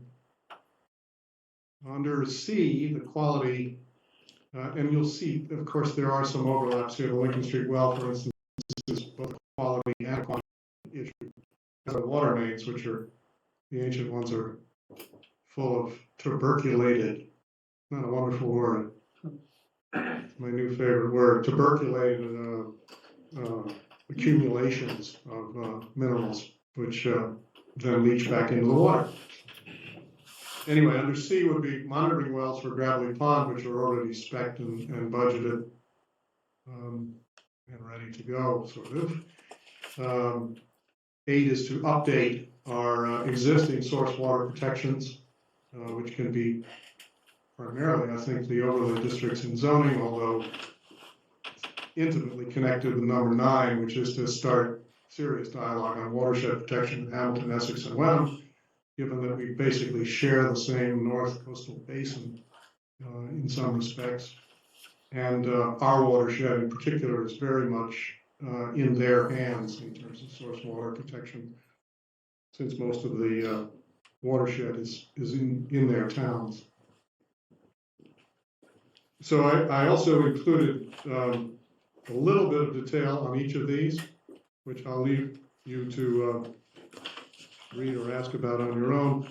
And let me just conclude by saying we're doing a bunch of work to make as specific as possible the steps and the timing and the budget implications of these recommendations. So this is just a very high level, 10,000-foot view of what it might look like. What step would we take first under each of those 9 recommendations? How soon should we start?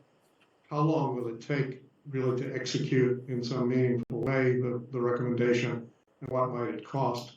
The costs are in there in red if they're expenses, and in black in the case of rates, where we expect there to be some improvement in cash flow into the Water Enterprise Fund. So, for example, for meters, we have been working with Chuck and various vendors to spec out a pilot test, which could start in 60 days.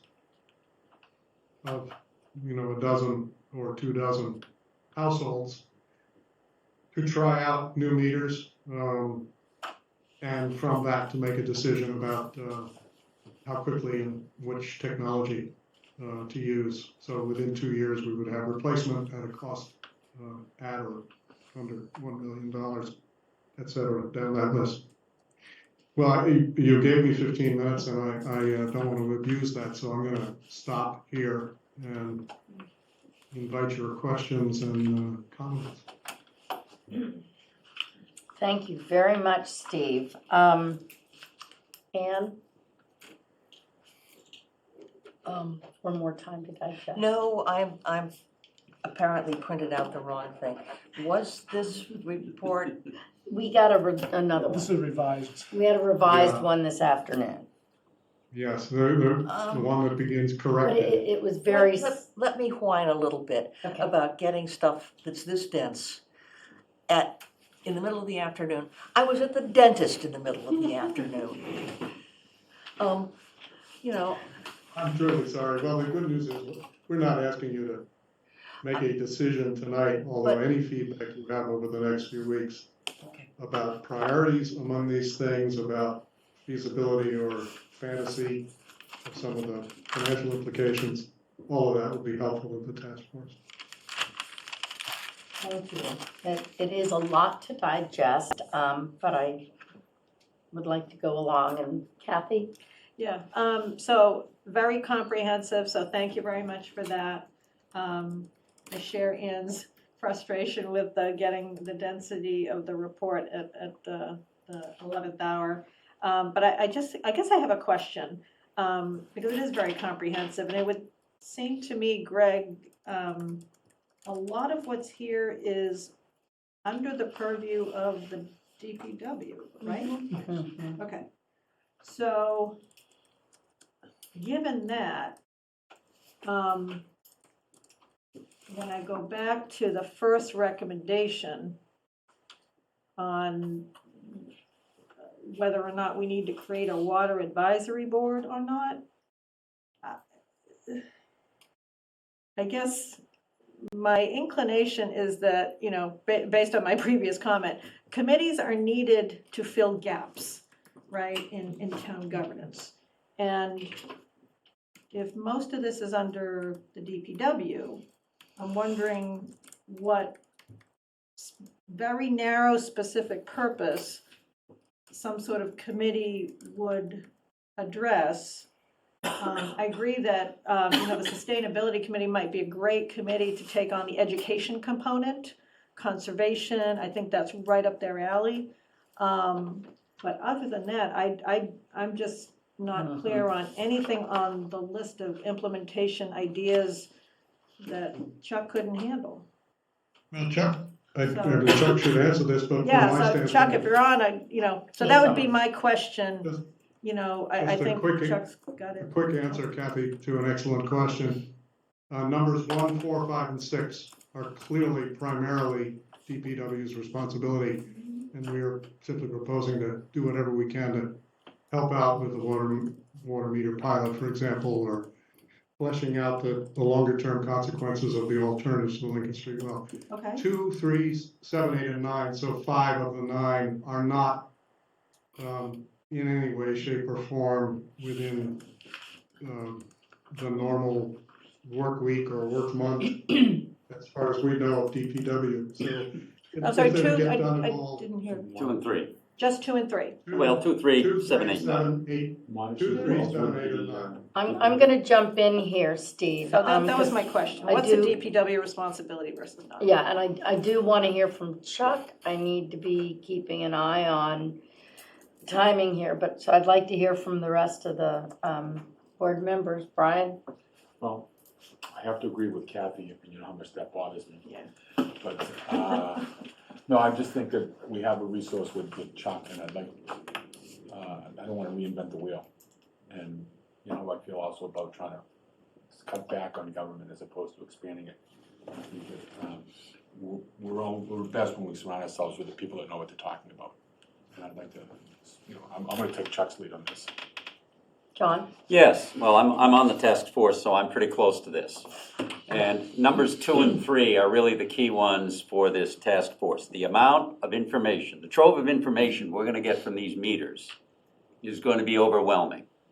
And we can manage consumption and conservation and programs to a very great extent with all of that information. I mean, to a point where we can't really even imagine exactly what we do with it.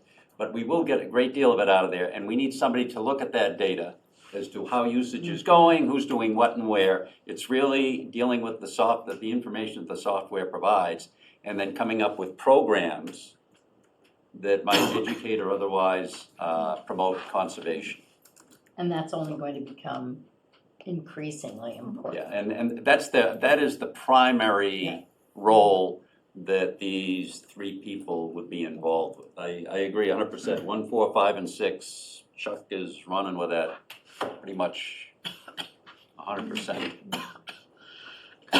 Okay, And having quiet, I see 7 as being distinctly in Chuck's area. I would agree with that. Yeah, And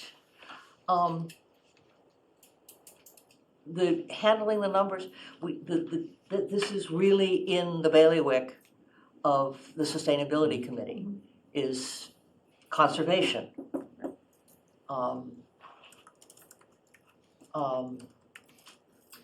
And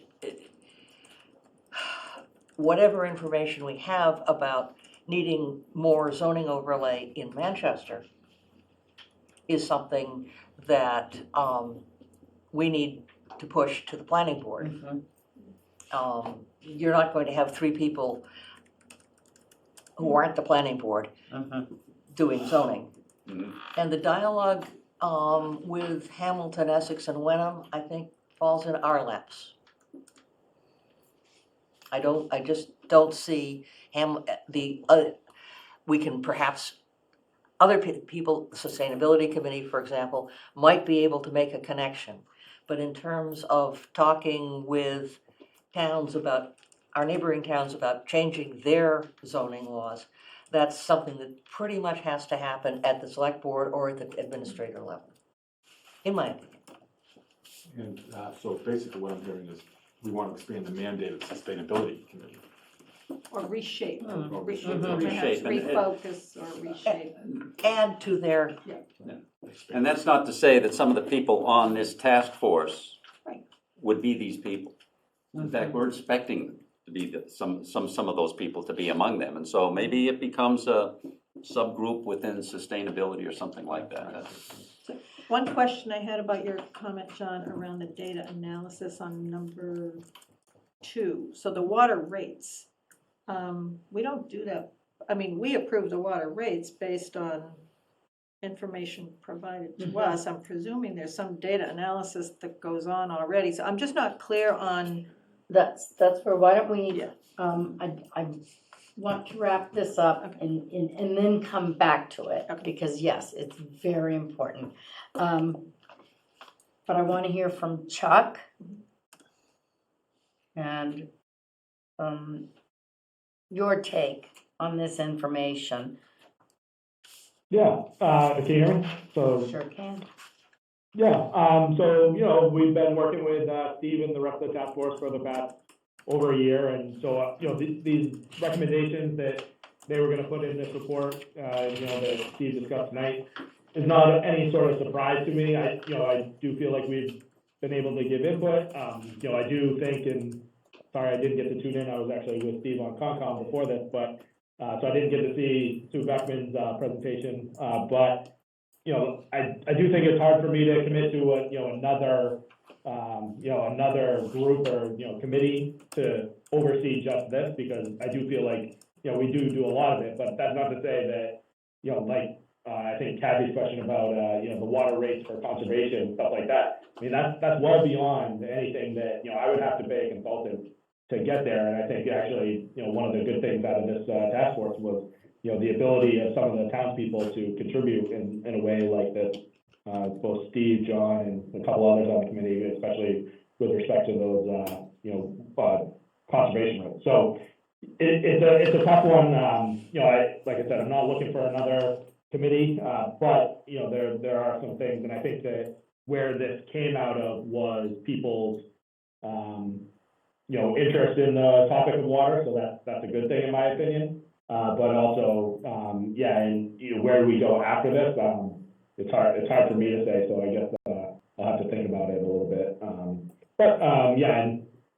I guess I don't want to go, item by item, but so, I think, it's a good list. A lot of these things we're already doing, so I agree that, it's good for me, I think, to have a report and have the, public backing on some of these things. Certainly, water meter replacements and conservation rates are definitely something that I'm gonna need, town support for. And, an extension of that is the select board, I think, will need that, support. So, that's all a good thing, but yeah, it is stuff that kind of already on my radar, stuff that we're already doing, but, so, can kind of go both ways with it on that one. Any specific questions, I guess, that's kind of my, thought process right now, I guess. Okay, I think that we all need to spend a little time looking over this and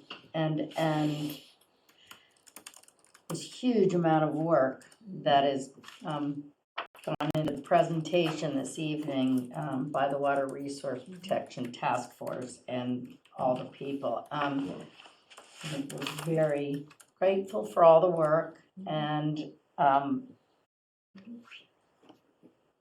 I do think that we need to keep this front and center, especially given the Fed changing what their allowables are. So when do we want to revisit the draft recommendations? can I just point out one, the Sustainability committee currently has 2 vacancies. And I think if They have a we hard gave, time. I think if we gave them more responsibility, they would attract people who are interested in water. Yeah, I agree. I agree, yeah. And I think this is all part of what Right. governance is. Could we going. get like specific on what the next action might be? So if I'm hearing a general consensus that we want to consider expanding Sustainability Committee responsibilities, so is that something this team or Chuck would take the action to come back to? Exactly what responsibilities would we be asking Right. them to take on? And then, personally, I need a little more information on this data analysis help, because I don't understand the difference between the data analysis they do right now versus Yep. the new data analysis that they need extra help with, and whether or not we really need a committee to do that, or whether or not, how frequently is it done? Is that something you can hire an external resource to crunch the numbers and propose rate structures on an annual basis? So I'm not understanding exactly what help they need versus what they already do. Kathy, I can talk to you offline if you want, or if you Sure. want to it now, but, it's generally, it's much more in-depth than the process we're going through right Okay, now. so I think And it's a that's kind of a wholesale action change that they're proposing. And I would like to hear more on this. I think we all need to, the whole board needs to. So if we're putting this on our action item list, which we've got the Water Resource Protection Force on there, but task force. I think what we Maybe need on the to do. 15th of May, we ask to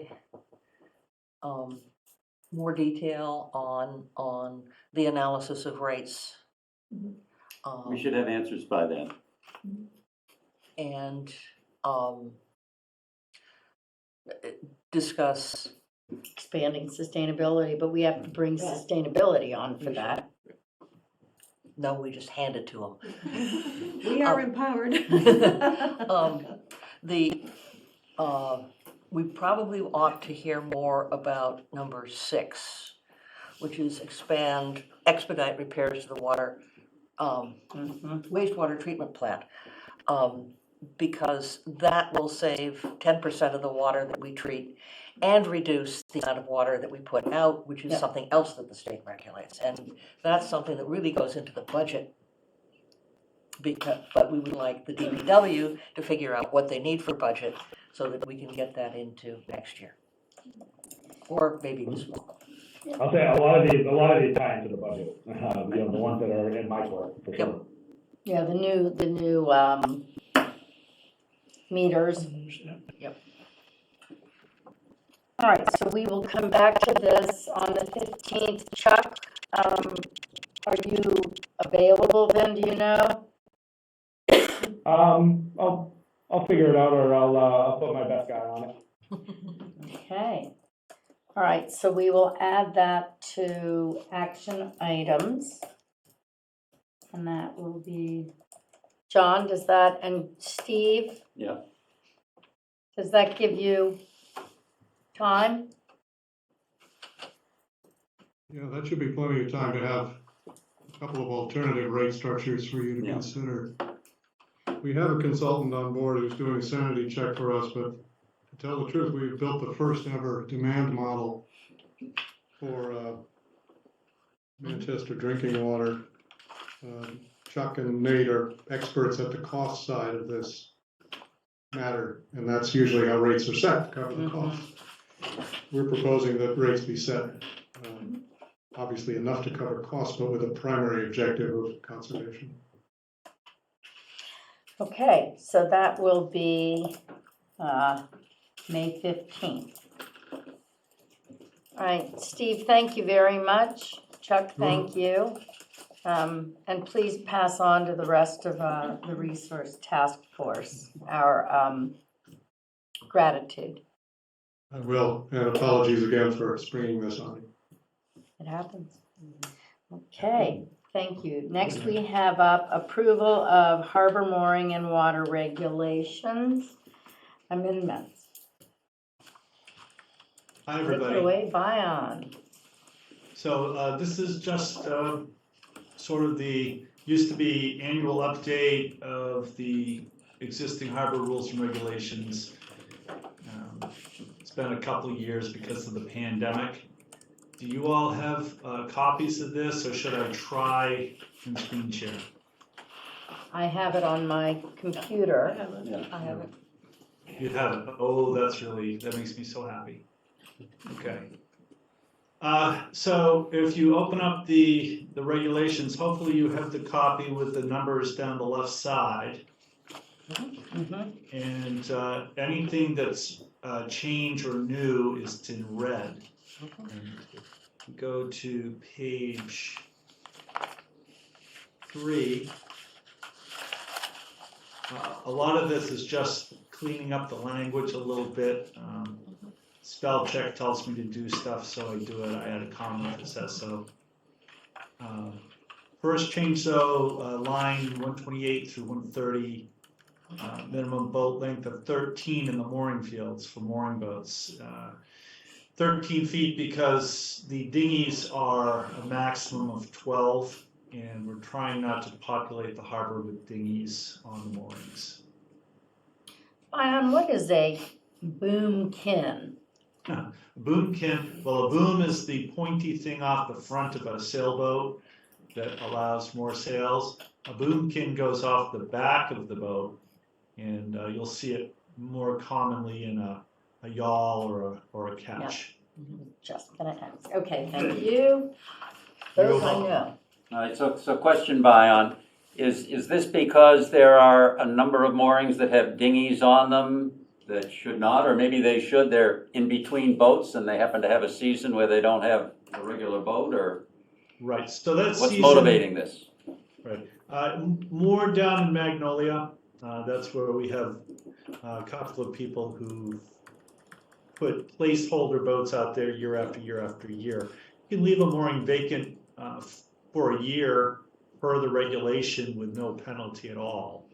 So if you're in between boats, you have a year to find it. And during the pandemic and since, with it being so hard to find vessels, certainly there's a little bit of extra room for folks. But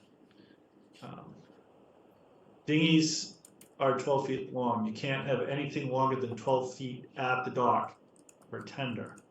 So that's town's designated maximum tender length. So the mooring field doesn't, if people are going to just put 12-foot dinghies out there to hold a mooring spot, we're not using the mooring field as it should be used. Ann?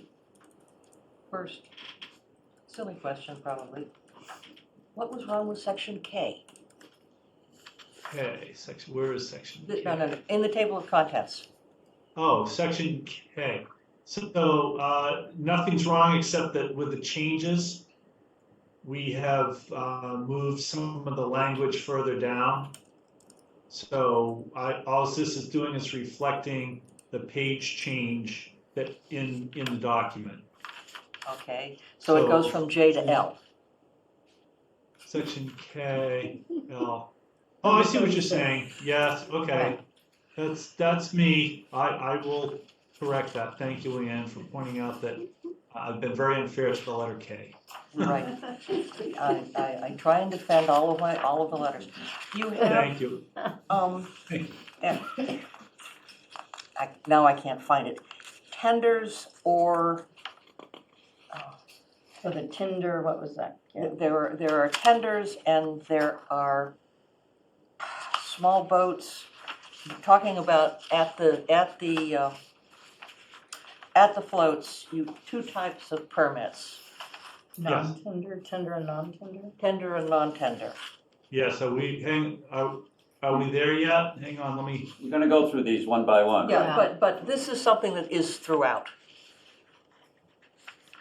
Is what is a non-tender? A non-tender would be a vessel 12 feet in length or less that is tied to the dock. say at Tux Point or Reed Park. It is not a tender, it's not a boat that's used to get to a mooring. It's Okay. somebody who's decided, I'd like to have a little dinghy at the dock, 12 feet or less. A lot of these, most of these actually are motorized. Mhm. So that's, Okay. some are tenders and some are just runabouts or whatever you want to call them. So at line 31, section F, dock permits for tenders and tenders, is it for tenders and non-tenders? Okay, permits for tenders, yes, that's correct. Okay. Should be non-tenders. So I am, Well, See. that's not really. Okay, so where do you want it to should have take us said now, Brian? non-tenders.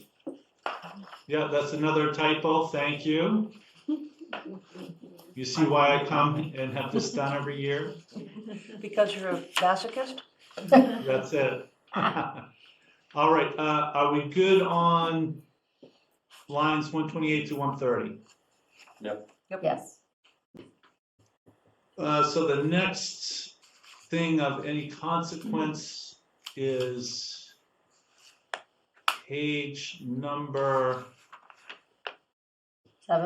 7, yep, line 256. So we since the pandemic have developed 3 other wait lists: Magnolia, Black Beach, and Shallow Water wait lists. They've all got names on them. They all require attention, and they all will pay a fee that must be renewed by March 31st. The only list that's exempt, in my opinion, should be the change of location list. These are folks who already have moorings. They already pay a waterway fee. And once you're on it, you don't go off it until you get your next mooring. So I just wanted to make it clear that the change of location list is exempt. And does it say change? Yep, it does say change. Any questions on that? So let me see. Page 8.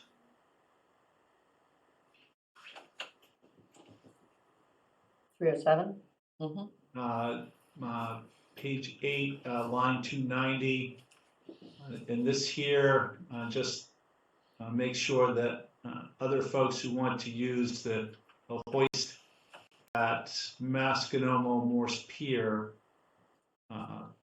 they do not get in the way of the commercial fisheries activities. It doesn't deny access, but the fishermen have priority. So, for example, in the past, the ferry that went to Baker's Island would need to use the hoist. And we just want to make sure that other users are making sure fishermen get the priority. They're coming in with live lobsters that need to get delivered to the wholesaler as soon as possible. So And all that goes through you, so there's no change on that buy-on, is that correct? No change as far as, I'm sorry, I just don't see anything highlighted in that section. on page 2, on line 290, Correct. Morse Pier, it isn't highlighted for yours. Well, I apologize. So mine, it says with prior permission of the harbor master. Yep. And that should have been highlighted. That's new. Okay, thank you.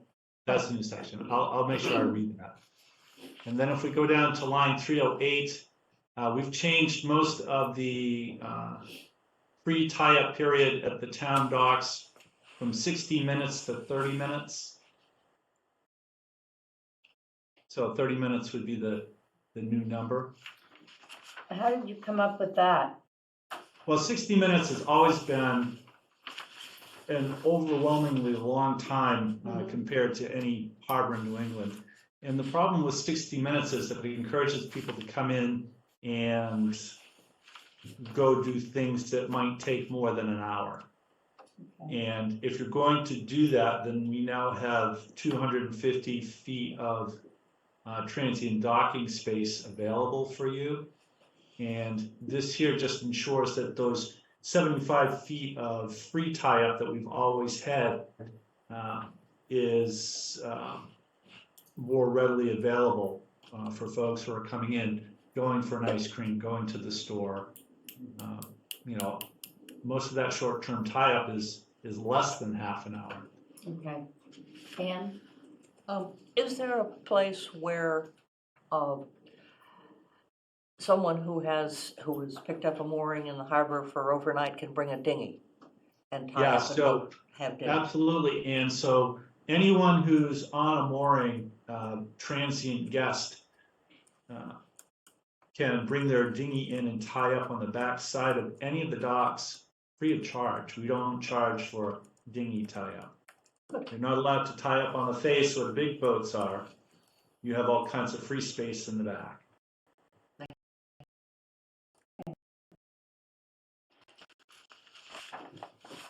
All right, so going to page 9.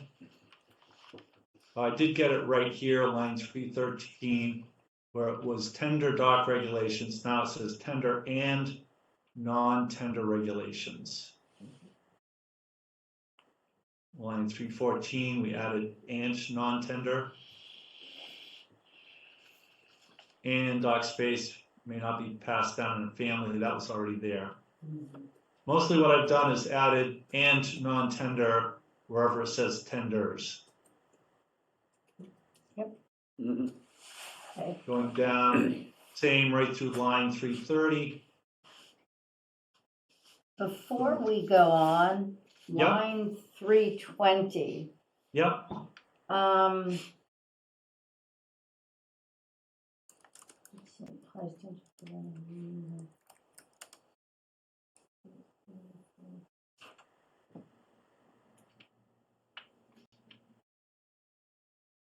is so where it says vessels, comma, town docks are, should that be or as opposed? yes, yep, Okay, I'm correcting it as we speak. Thank you. it's not a biggie, but I'm just making that No, way this it's is clear. good. This is good. More eyes on. It gets cleaner every time. Yeah, okay, so now we go to page 10. Keep going.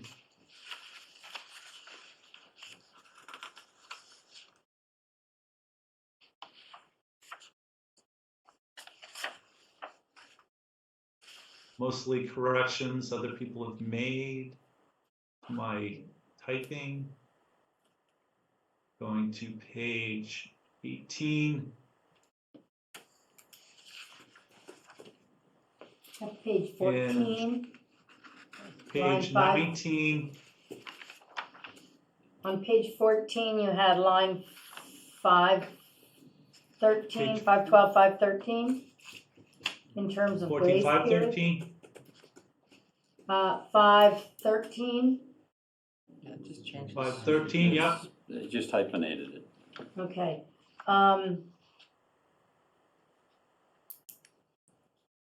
Yeah, that's the spell check thing. Okay, So on to page 19.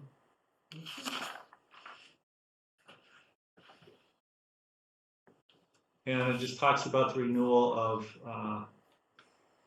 tenders and making sure those permits are paid on an annual basis. Do you mean on 734, tie-up of tenders and non-tenders? Yes, and non-tenders. Thank you. and number 723 or 731, which spelling? R-E-I-D, R-E-D. I have you said 7:23? Yep. I have town hall on 7:23. No, then you're 7:25. Yeah, where it says Oh, Reed Park, Park.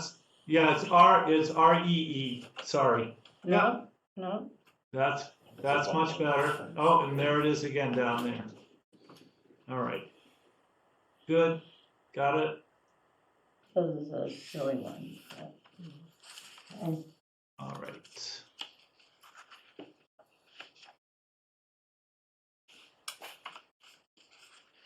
And going down now to page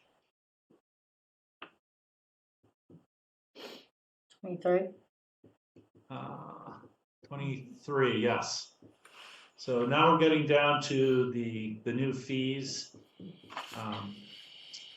The dredge assessment, which was approved a couple of years ago, $250 per foot for all vessels. And then the non-tender small boat fee, rather than the $75 that a mooring holder pays, somebody who wants to just keep the little boat at the dock, the fee's $200. And then as far as wait lists go, no matter which field you've chosen, it's $20 annually to be on that fee. On that wait list, sorry.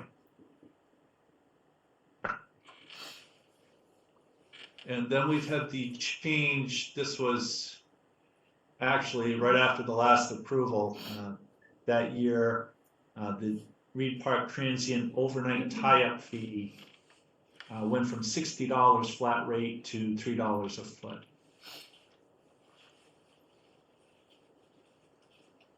And that's it. So $3 a foot for overnight, $8 hourly for spending the afternoon? Correct, right. No matter the size of your vessel, it's $8 an hour. So Bion, I had a question, what led you to that particular number? And why not change the hourly? What communities did you look at to see if we were competitive? Well, $3 a foot is on the very low side. We have 0 amenities. No electricity or water on the dock, no electricity on the dock, no restrooms, no showers, nothing. We have absolutely nothing. So $3 a foot really would be appropriate. There are other communities around us charging significantly more, some charging a little bit more. $5 a foot is not uncommon, but there are amenities for those folks. So back in 2020, the HAC thought $3 a foot would be the appropriate amount. And then the hourly rate of $8, the goal that the HAC and I all really wanted to do is we wanted to make sure that the boaters contributed for coming in and having access to such a great dock, but we did not want to prohibit people spending money in the businesses downtown. And $8 has been very well received. People think it's fair, and they go and they spend a lot of money in the shops and stores and restaurants downtown, which is really ultimately the goal. I was just So- wondering, because it's an odd number, I would have thought it would be 10, you know, I mean. Yep. Yep. So, 10, 2 figures is a little harder for folks to swallow than 8. Really?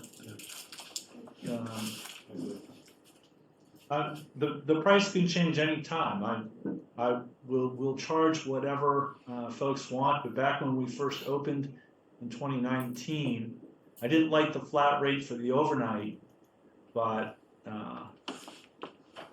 I don't think anybody else even charges for an hourly tie-up, if I'm not mistaken.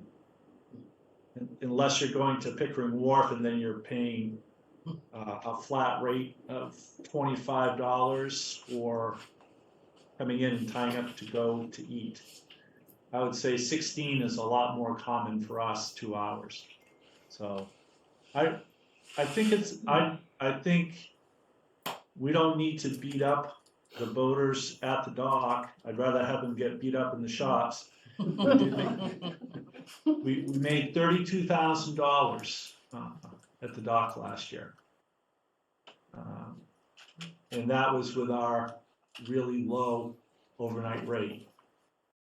And it was an off year compared to the last year. I don't know if that was fuel costs that kept some of the folks away, but the shops all did really well.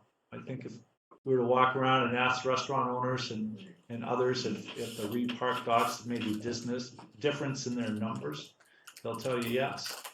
And that's, to me, that's the real goal. Mhm. And they're not coming in and taking any parking spaces in the street.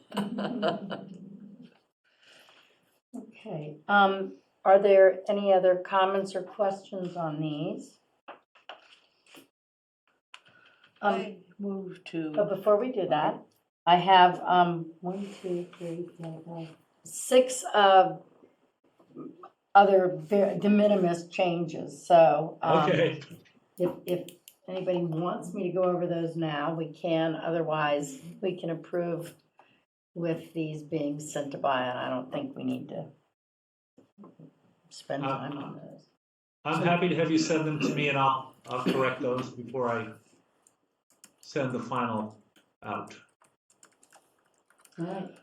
I move to approve the harbor mooring and waterway regulation amendments with the de minimis corrections provided by Chairman Jakes. Second. Okay, moved by Ann Harrison, seconded by Brian Solacey. Roll call vote. Ann Harrison? Yes. Kathy Bellata? Yes. Brian Solacey? Yes. John Round? Yes. And Becky Jake says yes. Thank you, Bion, very much. Thank you all I very will- much. Thank you. I'll Yeah. email those to you after the meeting this evening. All right, that's great. Thank you. Okay, next up, we have the library review grant process for possible expansion. And I do want to make one comment on that. There we go. The letter that was sent out by David Lumsden, and when he was saying what I was agreeing to, it wasn't that I was in agreement with all the uses. I did think they were important, but I was not in agreement from the standpoint of speaking for the board. I just want to make that clarification. So we have Rick Rogers tonight. We're starting a little bit late. You have 10 minutes. Take Well, it away. I will get you back on schedule, I think, as fast as possible. Hi, everyone, Rick Rogers, 82 Old Essex Road, Chairman of the Library Trustees. What we're asking for this evening is your acknowledgement and, I guess, approval, basically to open the door to apply for a grant a year from now. So if you'd like to discuss the need for expansion and enhancement of the library, I'm happy to discuss or read a statement about why the trustees feel that a library change is needed. I think if you've been in the library, you recognize it as a small space, even challenged in towns of our own size to meet the number of services that those libraries provide. ADA, access, any number of different things, right? So we're looking at a strategic plan that's been in place for a while now to expand the library, a request from our patronage and township when we've done surveys with them to expand library services. So it's been 7 years since Massachusetts has opened the door for grants for library expansion, and the door is coming open again next year. What we're looking to do is simply state a letter of intent to apply for a grant by May 31st of 2024. If we don't state our intent right now with town acknowledgement, that application will not be considered. We have a year plus to figure out what our plans might be and decide if we will proceed with that grant application or not. This is really just our foot in the door to keep the door open. We are looking at a couple of different adjacent properties to potentially purchase. The grant could account for some of that. We also have savings between the Library Foundation and recent endowments that would help the town offset the acquisition of that property. What the expansion might look like, I don't think we know at this point, right? We have absolutely would want to consider the town plan, senior centers, community centers, whatever else might be involved in a typical modern library. This is literally just to keep the process going or initiate the process. That's all we're looking for this evening. Thank you. And I will say we are very well acquainted with this type of a process. We know exactly assumed you what this were. does and how it works. So let me go around to the board. Any questions, John? Yeah, a couple. So this application is in there, and I guess it's for, who's the granting agency? It's run through an organization called Amplifund, but I believe it is overseen by the Massachusetts Board of Library Trustees. But I assume it's for them to keep score so that they know how many institutions are interested. Absolutely, and that's why the process hasn't been open for 7 years, because Right. they got such a backlog. Are we gonna hear back from them at all, or just an acknowledgement, we've got your letter, and that's it? That's a great question. I know it is reviewed, like we're applying for the full $100,000 grant, and they have an option to, I think, reduce that. I believe that there will be a response to our application or our letter of intent, but I honestly don't know. I can't answer that question this evening. Okay. Next. Brian? No, I think it's a no-brainer. Kathy? Ann? Very clearly explained. No questions. Okay. May I have a motion? I move that we agree to endorse the application of the library for a grant. God. Is there some Massachusetts Public Library Commission Program Grant? For the Massachusetts, A letter of intent. a letter of intent for the Massachusetts, I'm sorry, Massachusetts Public Library Commission Program Grant. Massachusetts Public Library Commission grant. Grant process. What she said. Yeah. Do we have a second? Second. Okay, moved by Ann Harrison, seconded by John Round. Roll call vote, John Round, Yes. Brian Solomon, Yes. Kathy Plata, Ann Harrison. Yes. Becky Jake says yes. Thank you, Mr. Rogers. Do we have that sign right now and we can let Mr. Rogers get on his merry way? I'll let you get on with your merry meeting. Or merry meetings, you're not gonna hang out? Okay. I wasn't at the dentist this afternoon, I was doing my taxes.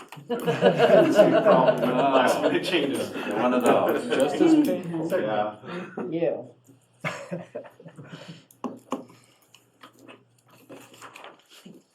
You. Thank you. Thank you. Okay.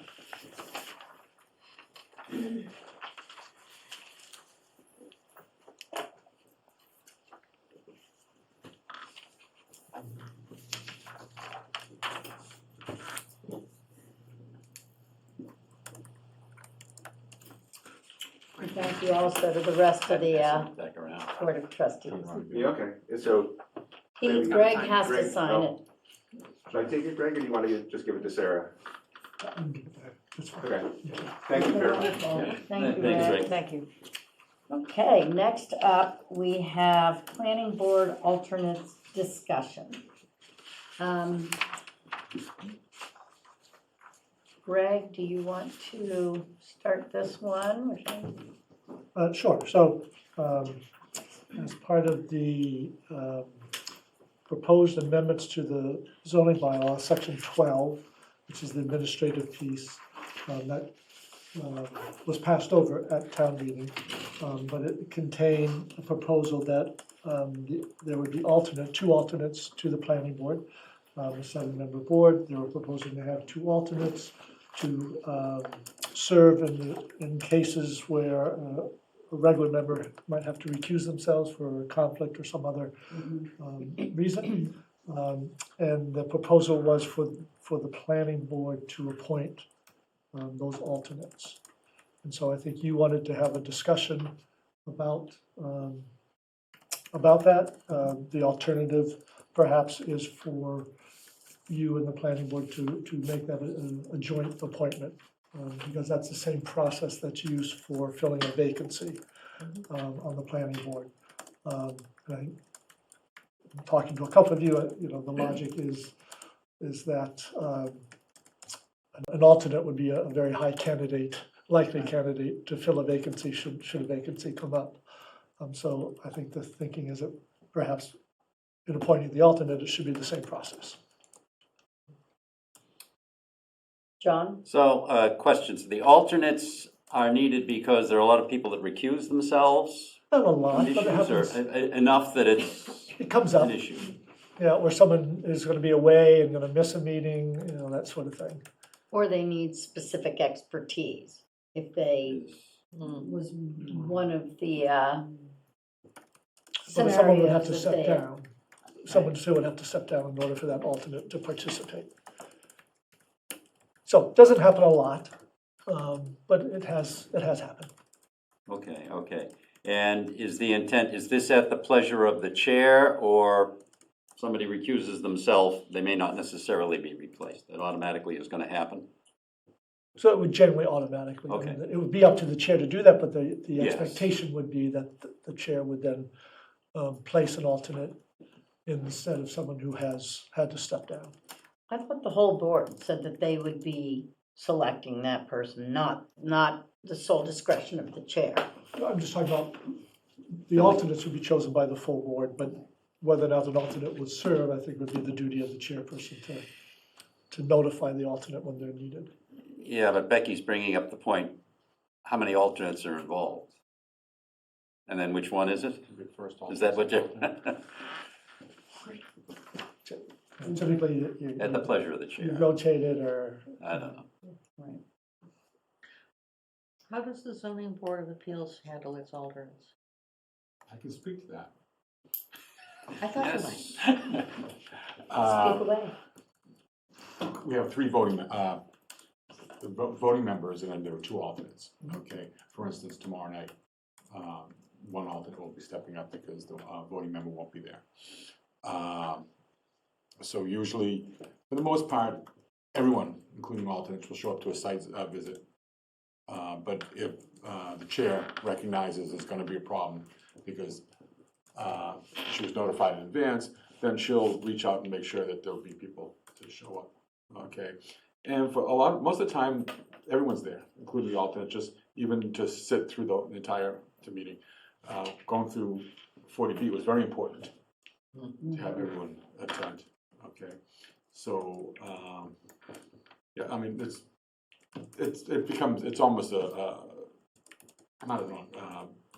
advance if you're not gonna make a meeting, and you'll notify the chair that you won't be there. And it works out very well. And then trying to step down is a pain.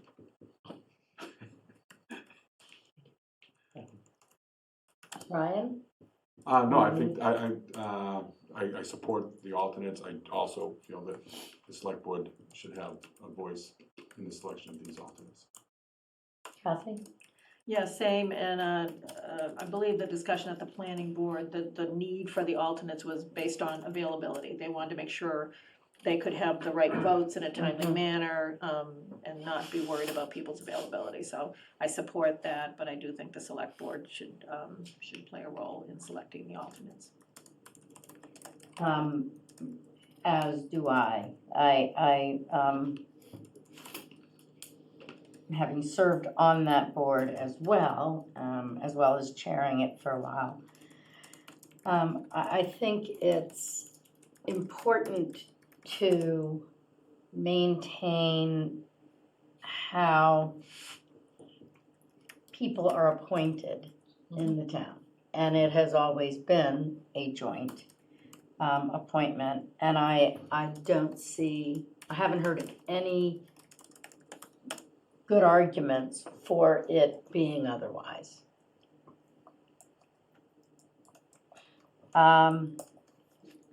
Okay, so I think I'm hearing everyone is in agreement with that, correct? Greg? Do you want anything more from us other than that at this point? No, I think that's fine. I think- Can we just take a vote just so that it's Yes. official? Yep. Move that we recommend that alternates to the planning board be selected by, at a joint meeting of the planning board and the select board. Second. Okay, moved by Ann Harrison, seconded by Kathy Bellata. Roll call vote. Ann Harrison? Yes. Kathy Bellata? Yes. Brian Solacey? Yes. John Round? Yes. And Becky Jake says yes. Okay, thank you. Next up for discussion, we are talking about, Hand up from Ron. oh, I'm sorry? Sorry. Oh, hello, Ron. I didn't see, oh, there you go.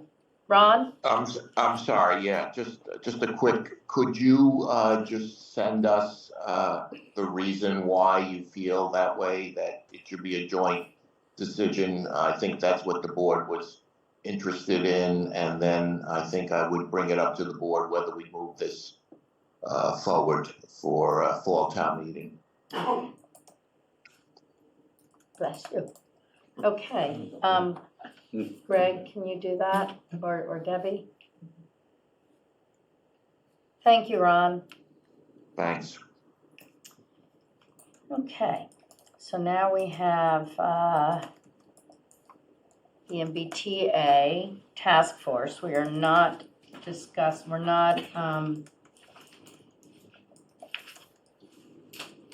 choosing candidates this evening. We will be doing that at the next meeting. But one of the questions, we need to figure out which one of us will serve on the task force, and a couple other items to discuss. Does anybody from the board specifically feel inclined? I do. Okay, wonderful. All right. Ann? Anybody else? Okay. With your ever-decreasing free time, we will appoint Ann as the liaison for the MBTA, or not liaison, but the member for the select board to the MBTA task force. Thank you. And if you need a backup, let me know. I would be very happy. Or I can as well. Would you prefer to? Yeah, I'd prefer to. Okay, all right, so Ann is at bat and John is On deck. Coming out of the pen. okay. So one of the questions that we've need to address in terms of the at-large candidates is whether or not to have people who are not here year-round. The concern being that this is going to be a very critical task force with a lot of asks, and I think it might cause some issues if we do not have people who are here and present and able to go on meetings around town. What is going to be the life of this task force? When does it start and when does it end? Does this have a hard end on the 31st of December in 2024? Well, it'll really be done before then because the town has to vote before then. I'm trying to get a handle on the seasonality. So it's basically Right. is basically starting, in a couple of weeks, 3 weeks, until the latest would be, November of '24. So it'll be fairly intensive work for the next year at a minimum. Okay. Most likely a year and a half. I had a question, just a clarifying question on your point. Mhm. Was it that you think all members of the task force should be full-time residents or just the at-large? No, I think everybody Okay, on I the just wanted to task clarify, force. yes. Yeah, I mean, in residence, not zooming in, because there will be a lot of site There'll be site visits walks. involved, a lot of You'll be looking that, at- so. You'll be looking at sections of town, being in person is pretty important. Yeah. I've just got a question. Is that something that say, I mean, the zoning board has to deal with that a lot. Maybe not so much the planning board. I don't know. Of course, you guys have alternates. I was at a site visit today before we came here. For the zoning board, we're just basically committed to one night a week, one night a month for our one site visit. It was Saturdays, we moved them down now as the summer progresses to an evening and one night. So basically, it's not a big commitment from the zoning board's standpoint, but we're not looking at policy. And Okay. this is going We're to not creating be, policy. Yeah, I mean, this is leading to policy. Right, I mean, at that point, but I think that what I'm hearing is that, there's gonna be a lot of work, a lot of information gathering, and it's gonna be a big time suck for someone. someone. Someone's.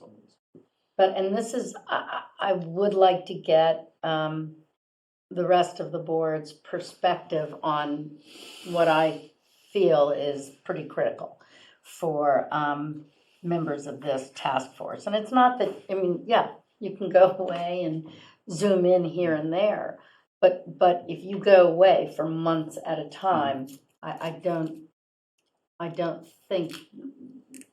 think that's a detriment to the task force. I think that this is a critical juncture in the growth of the town, and someone has to, Yeah. and so a commitment. Potential growth. Yeah, well, Yeah. one way or the other, it's critical. Mm-hmm. And that someone has to be willing to be able to make that commitment. And that gives us a sense of how seriously they're gonna take the role that they're committing to. Kathy? Yeah, I think that's a fair request. It's a pretty important task force, and the physical nature of the meetings. They are gonna happen at any time of the year, and if you're not here, it's tough to participate. So, yeah, I think that's a fair request. Anne?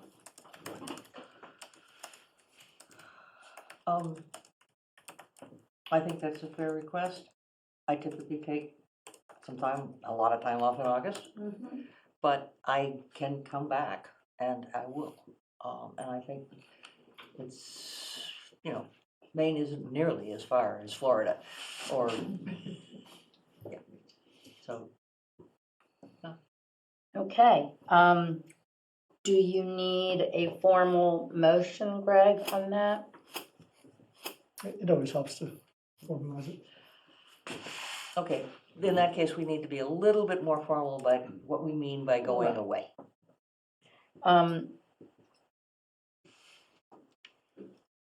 that point, I don't want to preclude a really qualified person.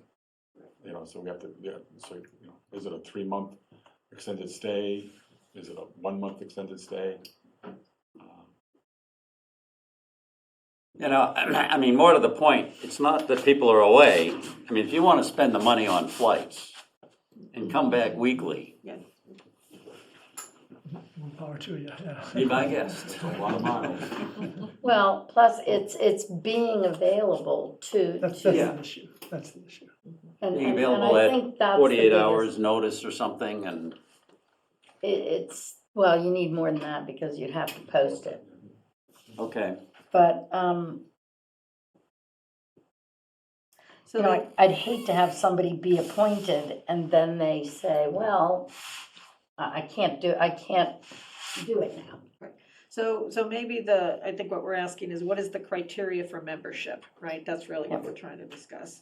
Are there any similar requirements at any of our other, like the ZBA, any other? Well, yeah, all the other boards and committees. If you miss, I think it's 3 consecutive meetings, you have, you've effectively, That's grounds for removal. As grounds for Right. removal, okay.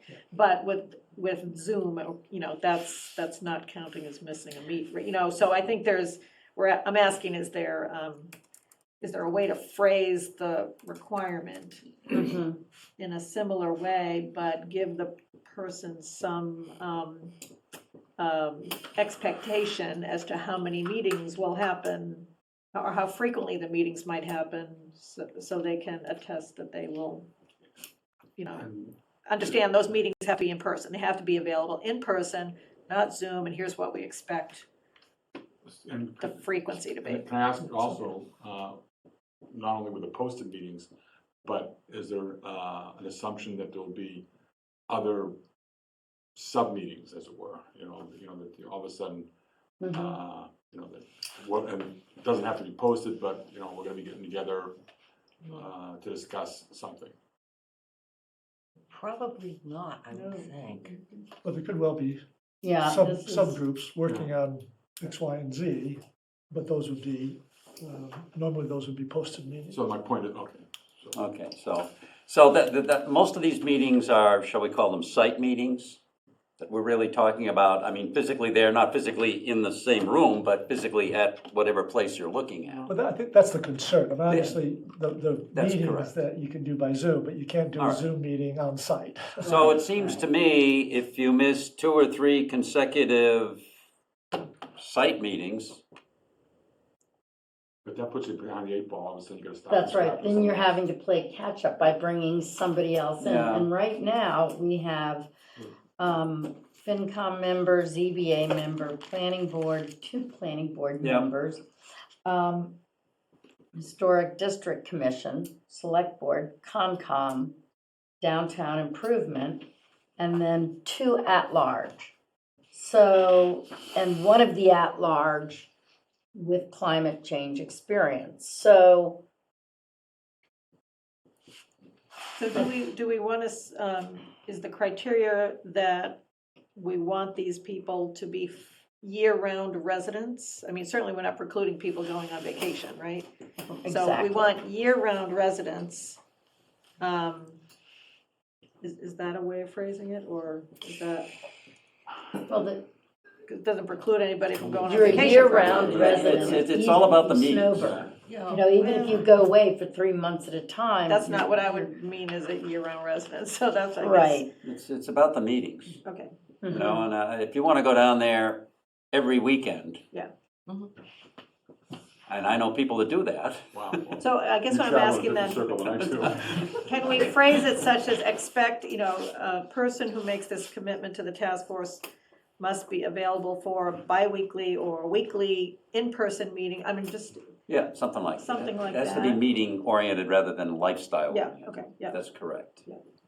So would the task force be meeting weekly? Would it be, no, bi-weekly? No, probably the most is twice a month, Okay, so, with potentially some work in between and subcommittee work in between and maybe a site visit in between. That's what I would envision. So it will be fairly intensive work for, 16-month period or so. I would say that if someone's willing to make that commitment, they're gonna.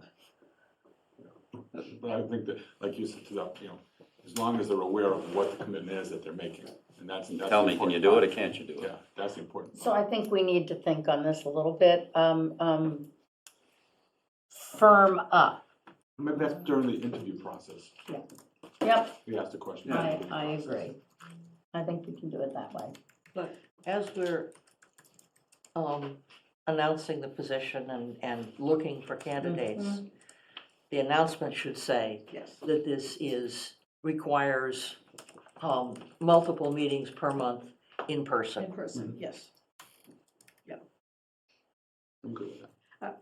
Are we suggesting that this is the question I asked earlier, is that for everybody on the board, and do these people who have already been named, do they understand that?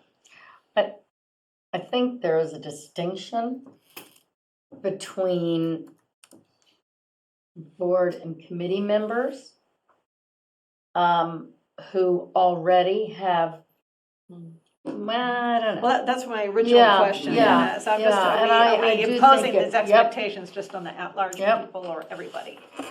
The board people are held to It a needs to different be standard, which is these 3 meetings in a row sort of thing.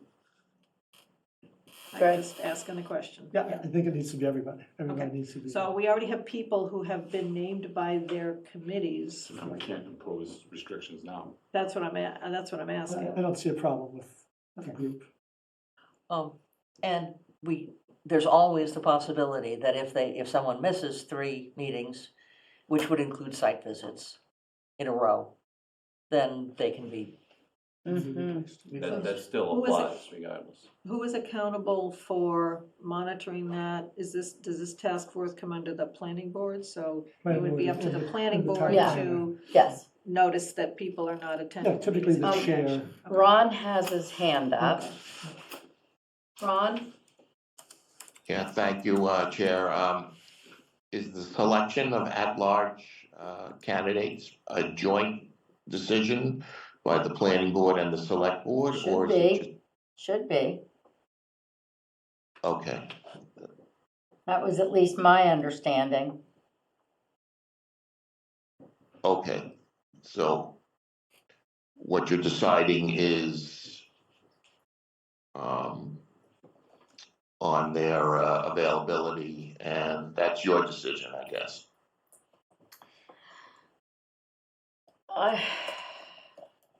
Greg? Well, it'd be your I thought, recommendation. yeah, it's more of a recommendation, Ron. Okay, And you can, as I said, particularly agreeing to do it as a joint, you can, again, have the discussion, ask people's availability, and that can be part of the conversation. Does that answer your question, Ron? yes, I guess, I just, I was curious, this task force, they'll report back to the planning board at some time ahead of the deadline, I would think. Is that the process? I would expect so. I would think it would have to report back. To both boards? Well, no, yes, of course, to both boards, but frequent updates, and I don't want to see this come down to a special town meeting in late November, where, Wednesday before Thanksgiving. Yeah. But it probably will. I won't be there. Yeah, I think there's some urgency here, and I agree. Okay.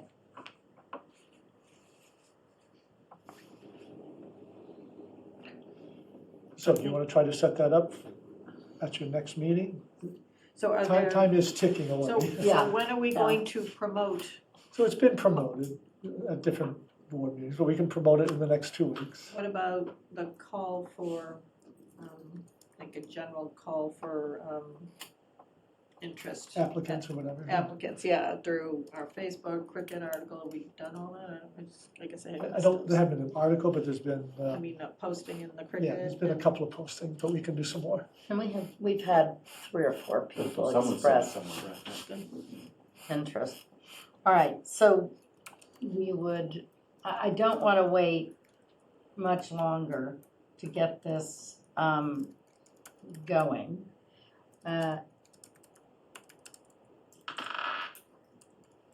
When can we next get this addressed? Should we just set up a joint meeting with the planning board? Sooner than later? So in the next, within the next few weeks, it would be nice to do that. So either as part of your next regular or part of the next planning board regular or a special meeting. I Okay, think those are the three options. What, do you So- know when the next planning board? Next Monday. So Ron, you meet on you meet next week and then, We're meeting on Monday, Yeah. correct? and then you meet again on the 8th. on the 8th. So it would, and it's too early to do next week, I would think, with the plan, well, we can't, it's already posted, but, So our next meeting is the 5/1. Yep. 5/8, or 5/15. 5/1. Yeah. I can zoom in, I won't be on. Ron, Yes. do you, what do you think about having, a joint meeting with Select Board and Planning Board on the 1st to interview at-large members?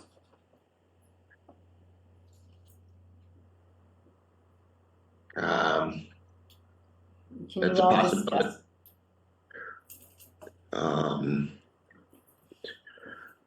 Let's see, our next meeting is Monday, so yep, I can bring it up to the board on that, on Monday and get back to you. Is that a time? That'd be great. So I guess the alternative would be, What about the 15th? Well, or the 8th. Or the at your- 8th, if you're meeting on the 8th. I mean, you're still looking to get candidates, correct? We have some already, people who are interested. We can do another, Another push. yeah, And the 1st is still 3 weeks away. Yeah, that's true. Okay. 2 weeks. 2 weeks. Okay, 2 weeks away. Okay, so that's, yeah. That's a week. All right, so we can, if you want to talk with the board and see if they have a preference for, First of the 8th. correct. So does the 8th work for majority of you? Well, I'll have to zoom in again. Yes, I can do it. John, are you around? I can make my schedule fit. Dan, are you around? I don't have a schedule. I'm not sure I can zoom in. I could try. Timing difference is gonna be 5 hours difference, let me see, or 6. If we go to the 8th. A lot of math. I know, my head's a reel. So, all right, so we will put to the 1st or the 8th. The task force, the MBTA zoning task force appointments, correct? Okay. Next up, early voting discussion.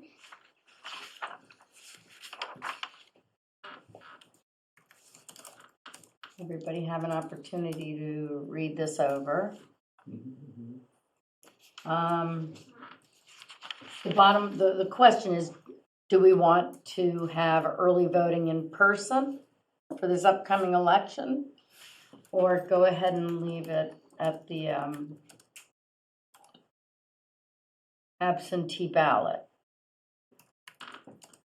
Which is, I thought it had missed the cutoff. So you That's you available. have voting by mail, you will have voting by mail because you missed the cutoff too. That Right. for which Yes. I would do anyway. So it's I think. basically means you have absentee for anybody and everybody. You don't have to qualify, which is a pretty loose qualification Yeah, it anyways.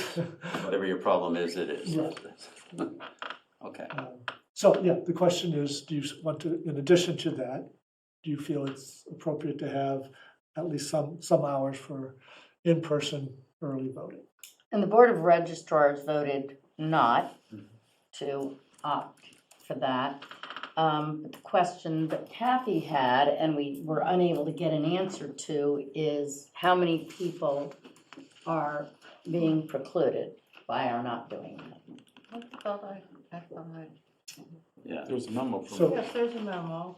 There was Yeah, a but memo, there but was- she didn't She have didn't know. she, They didn't there keep was, that she data. couldn't break that one number out. Right. Well, we had 12, okay. So like during the and it's, this is these are pandemic numbers in 2020 and 2021, so Mhm. I was hoping we would get some numbers from last year, which are very robust. voting period Right. for us. Right. It's a shame we don't have that. Is there any reason why we can't have it and then track how many people actually Yeah, show we can. up We can. and get data? And then if we decide it's not worth it, we don't do it again next year. But I just feel odd cutting back on the opportunities to vote when we don't have good data. I agree. And I'm just not comfortable with that. John? I would agree. I also wonder if the registrars asked this question. I'm not sure they did, based on the fact that they were not in favor of mail-in voting This is just either. money. I think, I got the impression that it was Time. time is money. Time and underutilization. Yeah, no, I understand. Historically underutilized. Or So at I get least they that. thought it was underutilized, because we really don't know what that We don't number know. is, but, Mhm. okay. So I don't think you have to have it, 10-hour days Right. for 2 weeks. I mean, I think you could be selective. Selective and just give Yeah, people who so- are busy or, after work, something that would give people an Yeah. opportunity to. We're talking about hours outside of the hours that the office is normally open? I don't No, know. that would be included. On Saturdays? Wasn't No. Saturday an option? We No? close I thought Saturday. Saturday Don't was an close option. now. Oh, Saturday is an option. yeah. So, So in other words, it would be open on Saturdays, early voting, I don't know, what is If this, we like choose 2 or to do 3 that. Saturdays? Well, that'll be a decision that If does we have to choose be made to now, do though. that. What days we're gonna be open, just have to. Or we just, they can set up the early voting as they do right in the entry, Yeah, a booth right there. Like a Thursday night kind of deal. I would think a couple of evenings and some hours on Saturday would make it easier for people who commute to work. And track it. And then if nobody Right. shows up, we know it's not needed, Right. you know? So do we need to, We're running out of time, we have to set those dates then. I guess I might suggest with those parameters, I asked Diane to propose something, and then you finalize that at your next meeting. I do think that we'd be better off having more information before we Yeah. limit options. But thinking of a couple of evenings, a Saturday and maybe Sunday. Looking 2 evenings and a Saturday. Yeah, that should be plenty. John, does that oh, sound? yeah, and I'm fine. I leave it up to Diane. It's common sense there. Okay.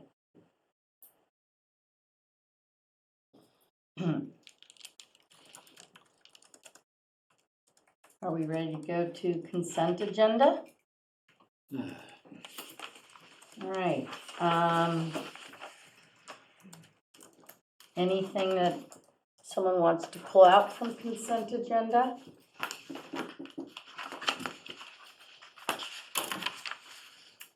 All right, Oh, which meeting was it?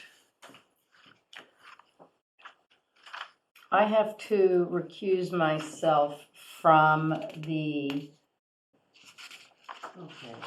one of the meetings as, let me see what I sent to Debbie. It'd be March 20th, you were absent, Okay, according to the meeting minutes.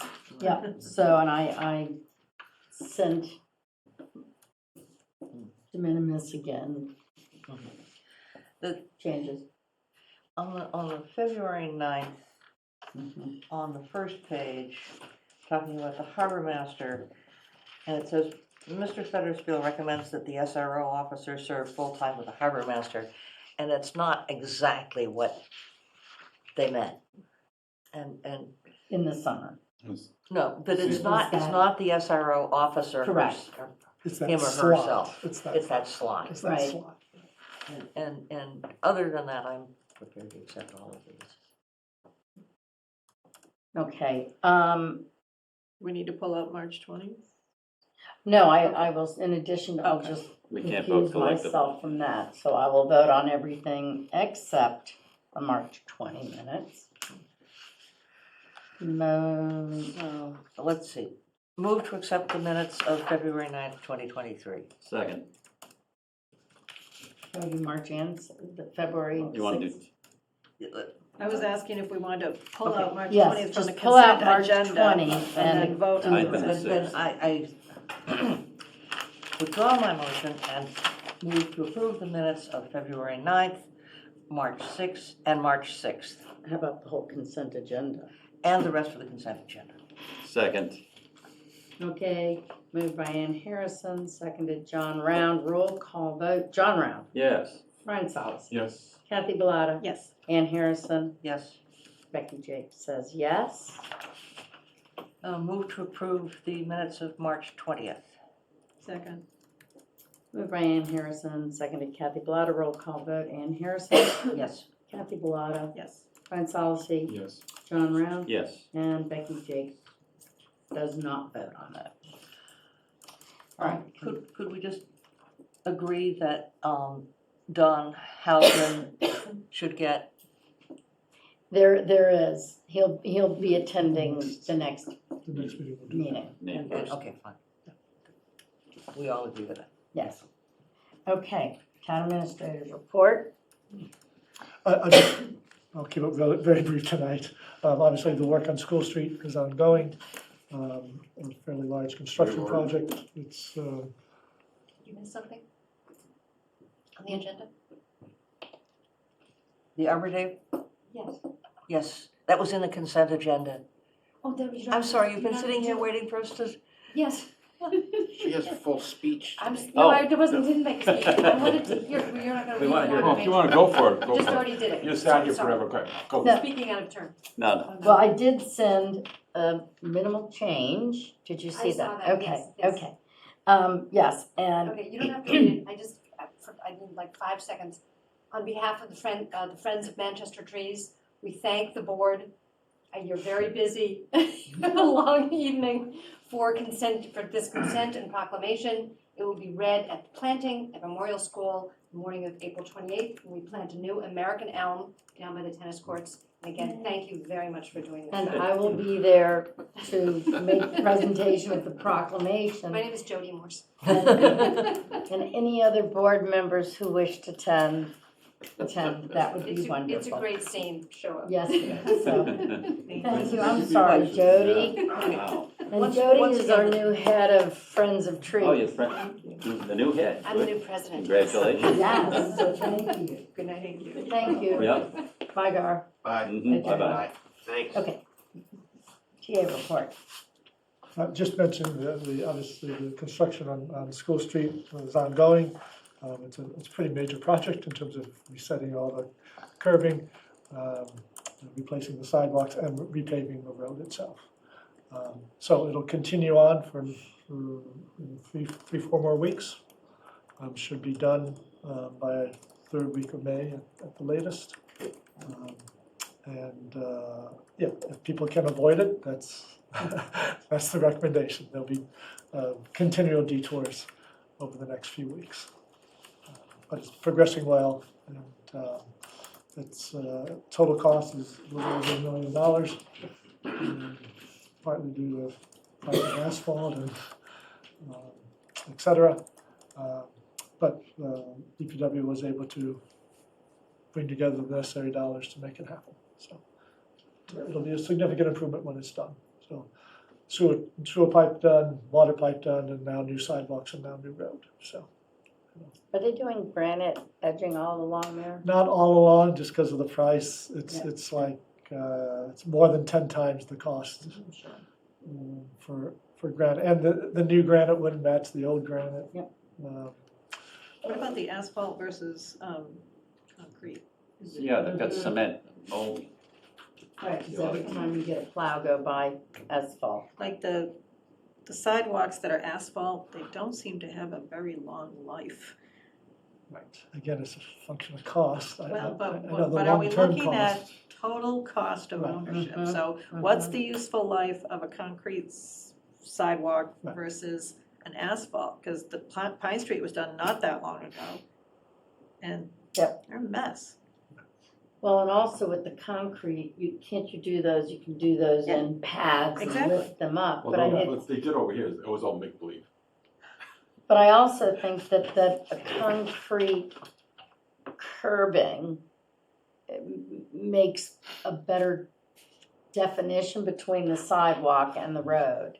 Right. And I just have concerns about, the It's a little macadam. late for this, not- though, isn't it?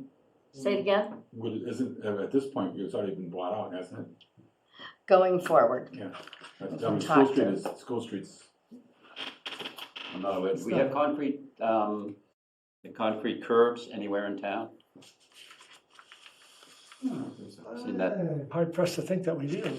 I can't think of in one. my former community, there was a lot of that. Yeah. Mhm. I mean, the machine just goes right up and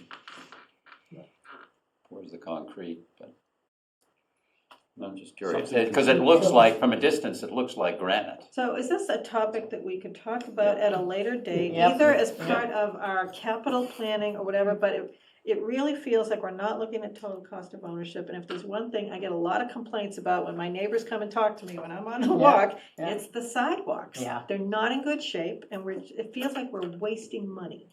Well, and they are on a cyclic repair, but if we, But they don't last long enough to make it to the next repair. so that's a discussion we Yeah, need to another have time, with yeah. Chuck. So could we take an action to put that on, an agenda, please? Okay, what do you want that action called? So, Sidewalks? sidewalk, comparison of options Sidewalks and curbs. and curbs. Sidewalk and curbs option, that's good. Okay, Chuck will be coming on the 15th for the Water Resource Protection Task Force. Do we want to try to get information for the 15th as well for that? I would expect he would already have it if they made a Yep, decision on yep. what to use, so that would be great, I think. All right, so Debbie, you've got that action item on. Greg, you'll be able to ask Chuck about that? Okay. Are you all set? I'm all set. Okay,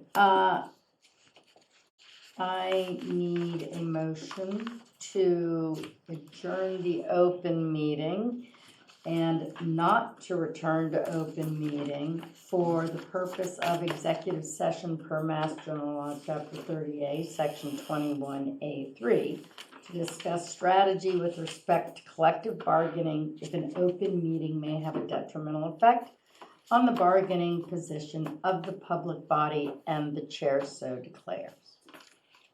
So moved. second. Okay, who seconded?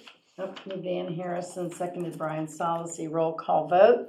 Yes, Around. yes. Brian Solacey, Kathy Bellata, Dan Harrison. Yes. And Becky Jakes says yes. Thank you all very much for attending this evening, and we can stop the recording.